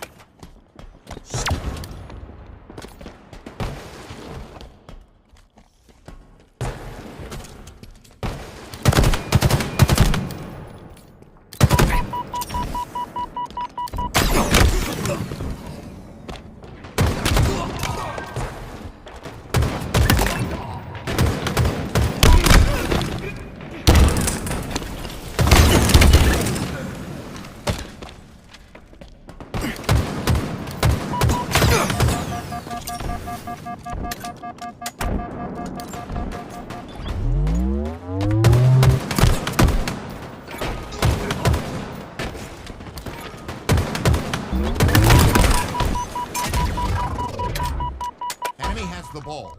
Ball dropped. Ball dropped. Enemy has the ball.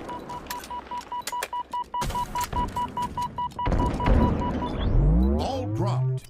Enemy has the ball.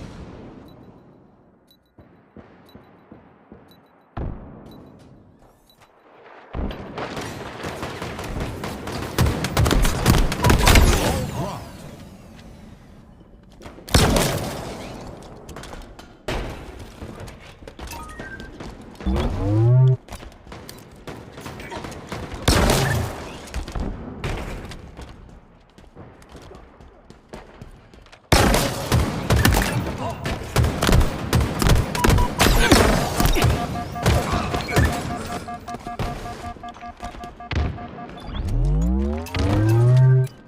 Ball reset.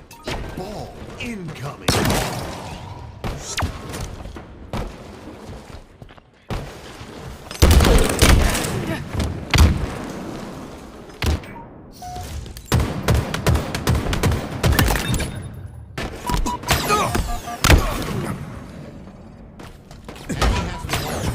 Ball dropped. Enemy has the ball. Ball dropped.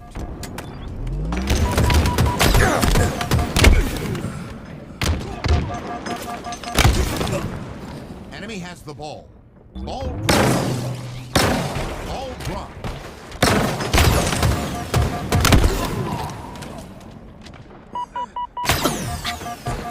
Enemy has the ball.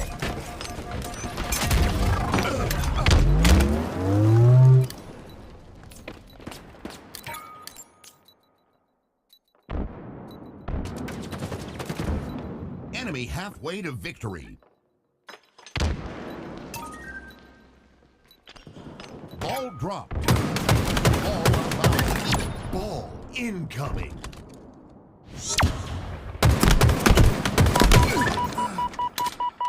Enemy has the ball.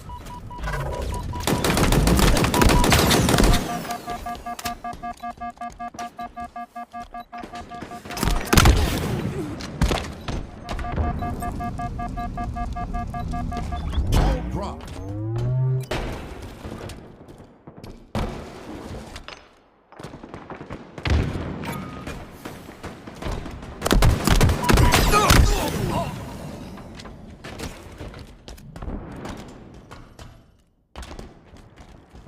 Enemy has the ball. Ball dropped.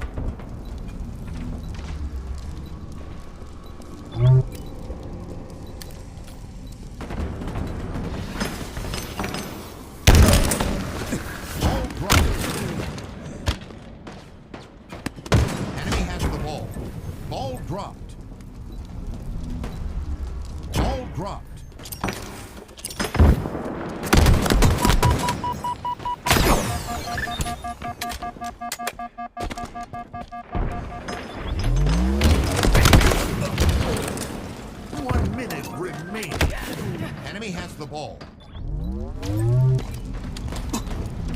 Enemy team nearing victory. Ball dropped.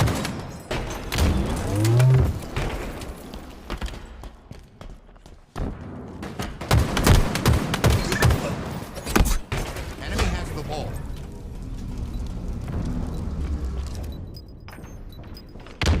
Ball dropped.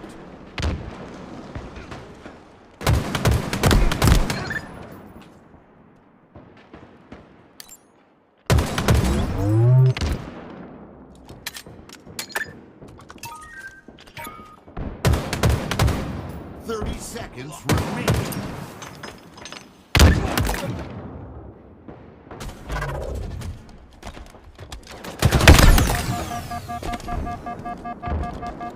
Ball reset. Ball incoming. 10 seconds.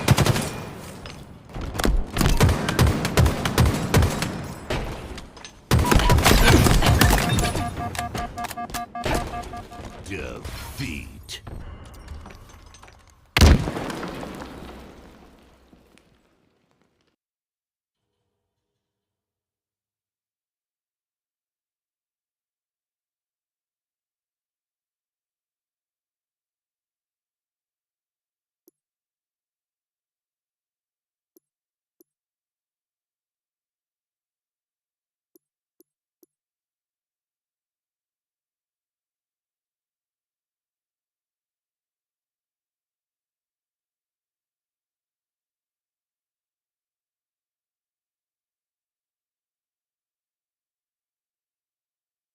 They're gonna like double up top mid. I'm going down. Nice job, Seb. Nice right now. Nice guys. Nice. Good top mid. Inside nest. They're probably gonna run. Inside nest, guys. I'm 1-on-1. Stuck. Still there. Stuck there. Hammer 20, guys. Screens guys. Two on me. Yeah, I'm pushing up. That's all you ate. I got one. No, I didn't do it. Do it. One. One's A plat, guys. No, you're there. They're gonna hit you outside. Top mid. Play it if you need to. I'm dead. Got me. Snipes out. Front green now. We're gonna tower. It's in front green now. Gonna go A plat probably. I'm tired. All right, well, there you heard Cloud9, and one thing that I picked away instantly from that was, let's be more aggressive. That was the thing that stood to me immediately. And I was also thinking, I don't know if that's really a requirement. You also, you saw how they swapped that up instantly. They're like, I got sniped, let me snipe. And they slowed it down a bit. We saw a little bit of success, but I feel like a lot of commitments, a lot of panic towards finishing and forcing fights. And you saw it from the Pure side is they're just kind of chilling back a little bit. They're saying, all right, they're flying us. I can back up a little bit, throw this grenade, let them walk in these traps. And Pure just 7-kill lead is going to be really tough for Cloud9 to turn this one around. Yeah, let this C9 team make some mistakes is what Pure's probably thinking here. And they'll continue to just add on to this lead. Now Talek wants to maybe go for a play with this Quantum Translocator. That was the play. Yep, kept a little momentum. It was in a safe spot, but you had to tippy-toe right as you landed out of that QT. Hey, you know, I respect him for being a little cheeky with that. You know what I mean? He was trying to get into the corner, hide it out a bit more. Also, that 3, you know, a 7-kill lead now, only a 4-kill lead, so 3 unanswered slays there from Cloud9. Let's see how they ice it up here at the end. I mean, looking really strong so far. They're all bunched together. They're oh my gosh, lumped up. And sometimes that works, but when you get hit by grenades, that is not going to work out well. And look at this, all trapped in the rat tunnel. Last shot has the opportunity to back away. Rat tunnel has to fight their way out. And that is going to be Pure benefiting from that fight. So they're just 2 frags away from being able to win game 2. We talked about C9 needing maps like this, needing these map 2 wins in Slayer in order to get to that King of the Hill. But it's going to make the challenge that much more difficult. You only have 2 kills left for Pure to grab, but C9 can very well come back into this one. It's not out of it quite yet, C9. And if they get that S7, if they can bring that one across, maybe clear out these players in mid, they could have an opportunity. And I just saw the sniper grab. Yeah, it was...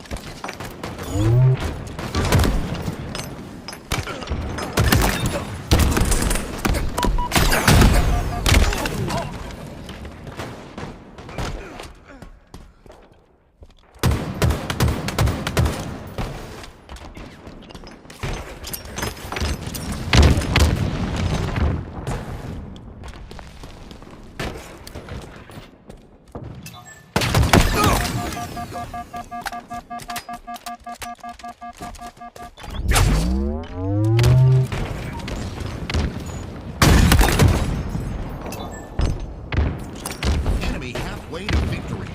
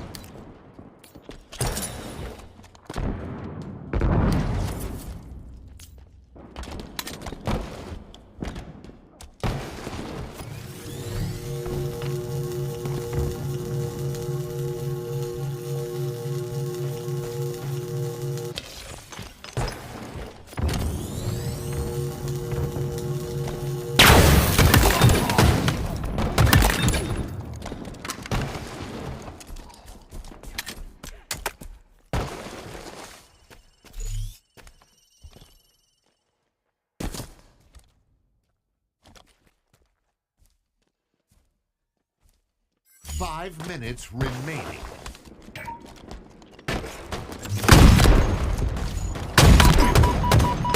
Enemy team nearing victory.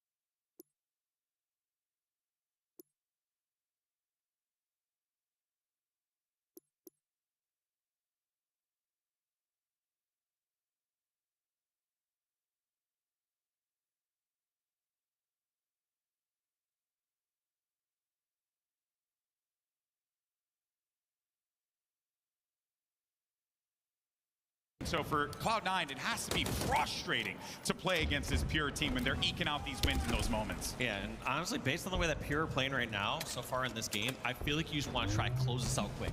Yeah. There's still a lot of time in this clock where if you just start to try to slay and play defensive for 9 minutes, Cloud9 could slowly and surely get back to this game. While they're down, kick them. Pure, if they want to close out the series, grab that third flag, get these next couple slays. They've been super efficient with it. Close it out. Walshy, school year bully confirmed. You know, there it is. We just found out while they're down, kick them while they're down. But I do agree with that though, Dave, because C9, if they're in the position that they're in right now, Pure have all the momentum. Might as well just continue to ride it to the promised land, right? Until you simply just can't anymore. Ooh, Druck almost got a haircut there. There he goes. Came back around for the shave.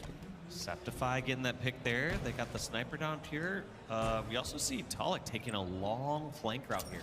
We're gonna have to see what is gonna happen with that flank, because this could either be great and he flanks and gets the kill on the sniper, or he leaves his teammates out to dry, and all of a sudden Cloud9 are on the offensive to get a pull, and there's Talik going down. So that flank completely ineffective. What can Cloud9 do with this? This is a scary time for Pure. You do not want to let them back in this game. And you remember that stat, GB? 100% of the time that flag's grabbed, Pure has not recovered it. Let's see if that stat holds true right now in this flag run. Yeah, I don't think they're going to have much of a chance to go back and get it when Septify's taking their faces like this. And everyone off spawn, they got 3 down. And then at that point, there was just nothing that Pure could do out of it. And that is a cap. This is the double cap territory. Run it back. Oh, look at Manny is still up front and center. You still have Septify over on the sniper bridge. The only saving grace Pure has right now is they still have a sniper on the back of their base. So this flag going towards sewers is not going to be safe. I actually don't know what the route is here, throwing that flag when they have that sniper back there. Septify wants to play his life here. He's going to wait for Sab. He needs Sab to just go and clean up some of those players in the back. It's going to be a double kill. Not a great they're running here into from each other. Cherish either. He saw it too. Some points he feel like he's, Cherish thinks that he's drawing some attention, which he is to a degree, but at this point, you need to fight out of your base as a team. Cherish trying to desperately stay alive. This flag comes back. Who is going to get the recov and who's going to get the cap? Looks like there's an option to let that flag reset on its own. Yeah, and Cherish just a couple seconds away, but they know where he is. They're just waiting it out. I don't hate this play here from Septify. He realizes it's too good to be true. He can't just run this one in, so he has to get a few slays. There goes Septify. There goes Sab. It's a 4-on-2. Well, I don't know if the stat still holds true. This flag has not been returned yet. Can they get the return? Flag has not been returned. If they get the return, history will be made, and I expect everyone in this building to make an applause happen. If you don't, we send it back.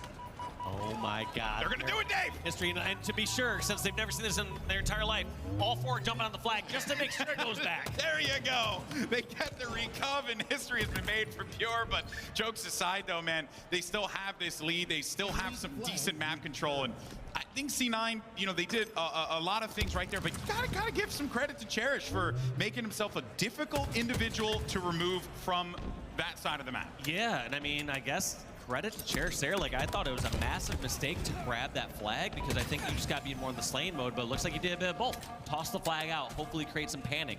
Return towards sewers, went over towards the snipe side, doing some damage and buying, I guess, a little bit of time for Pure to get out of their base. So kudos to Cherish and Pure for breaking out of that setup and not allowing a double cap to happen, where Cloud9 were perfectly set up for a double cap. And making history. And making history, yeah. And making history. That's the more important part. Of course.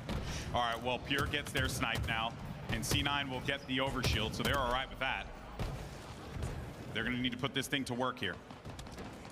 There you go. Nice play. Just jumping across. He's got the help from Manny as well, so they're going to try and chase that player down low. They know where he is, but the snipe's doing some damage there. Be careful, Suspector. He's got to stay alive. Yeah, just buying time over here in the courtyard. His teammates are going to be the ones that are going to be his eyes and his ears, pointing out where everyone's at, and then he gets to lurk around here. Go over from Mohawk, get some shots in, eventually go to the front jump, get the flag grab. I like what we're doing here for C9, right? They get the pull. That's a pull. Yep. And they got to do it. You're not chasing the back of the base, so I like this play from Suspector. You're basically going to fight anyone who is visible at that time, but as soon as they scurry to the back of the base, you pull that flag and punish them. Suspector somehow gets finished all the way over that far in the sewers. Cherish has an angle over from the hut. And Cloud9 are going to have to weep as they see their flag recover all the way in sewers. They did so well up until that point, but cherished. Second flank, second flag recovery. Making plays, man. This young man has been impressive. Doing a lot of excellent work here to Trading try those nades. Yeah, you know. Some sizzle sticks. I miss them. Big fan of them. 4 minutes, 33 seconds left on the clock. Pure looking to close this one down. One flag cap is all they need. But for for C9 and the boys, they know that they have it. They've done it. They almost have secured 2 flag caps. That would have been the game. That would have been the map. So I'm feeling a little confident here for C9. But when it comes down to those moments, you got to clear those angles so that Cherish can't get like a free shot on a player that's running down low like that next time. Look at this. Cherish is still holding this attic over here. Or sorry, Pure is still holding this attic over here. And they know the push from Cloud9 has to be coming through. Looks like they get them all over on the opposite plat. That's all 4 down. They're in a position to grab it. In fact, flag's already on the way. 2 members of Spawn, Spectre and Septify, but they are not going to be having a great angle to get this one stopped. And they are slowly but surely watching their flag run all the way back. Wait, flag got returned. Did flag? I think it got off dropped. the map? Yeah, I think it did. Oh my God. That's an I was just gonna say that's the most desperate and terrible time ever in your tournament life is you watch that final flag when you can't do anything about it.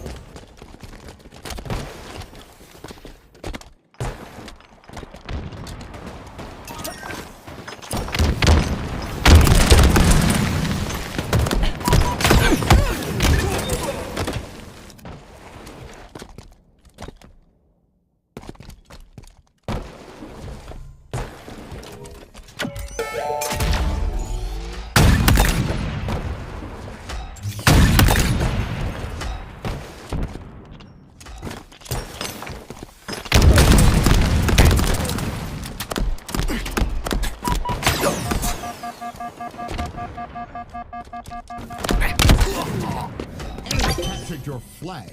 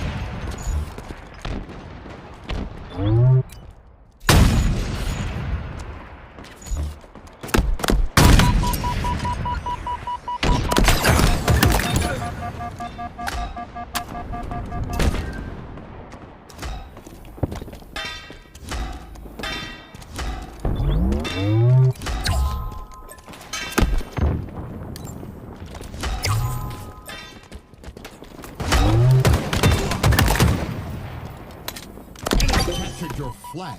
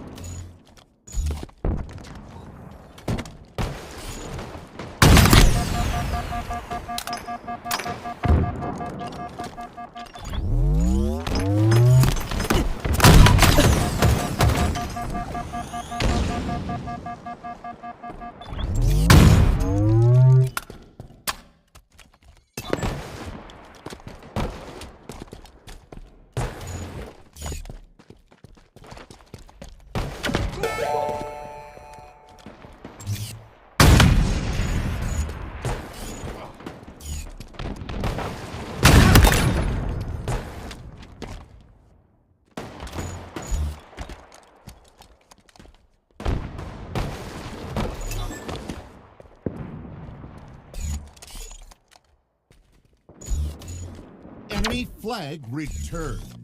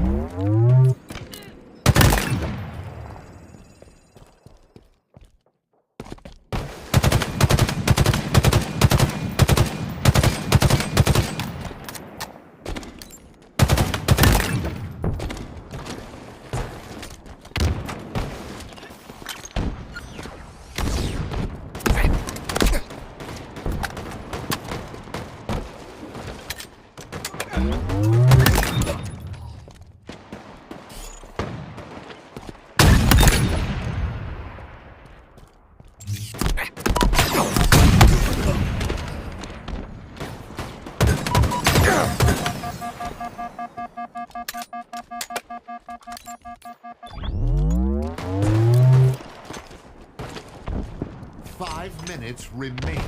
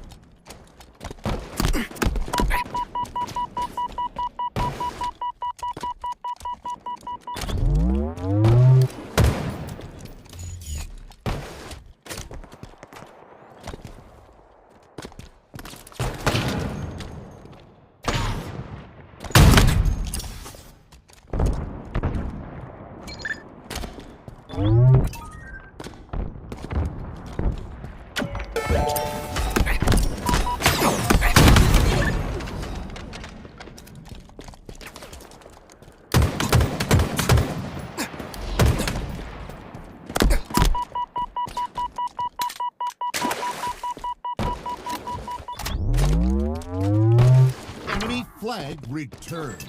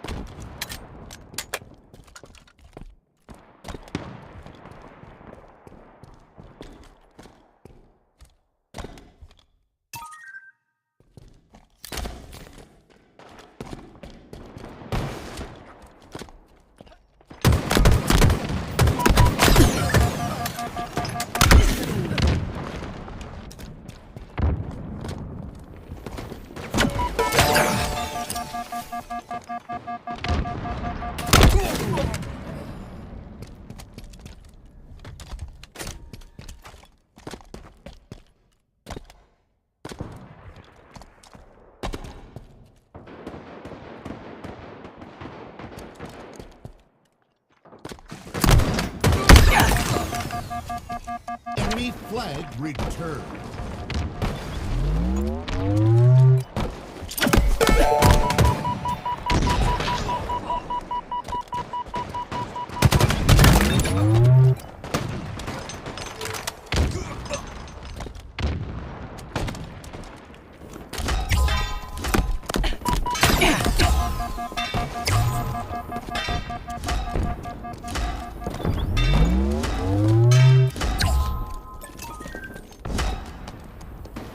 Captured the flag.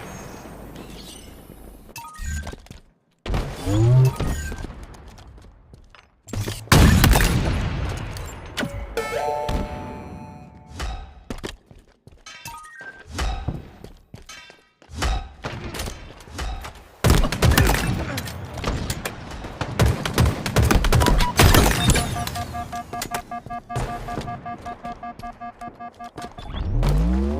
captured your flag. Defeat.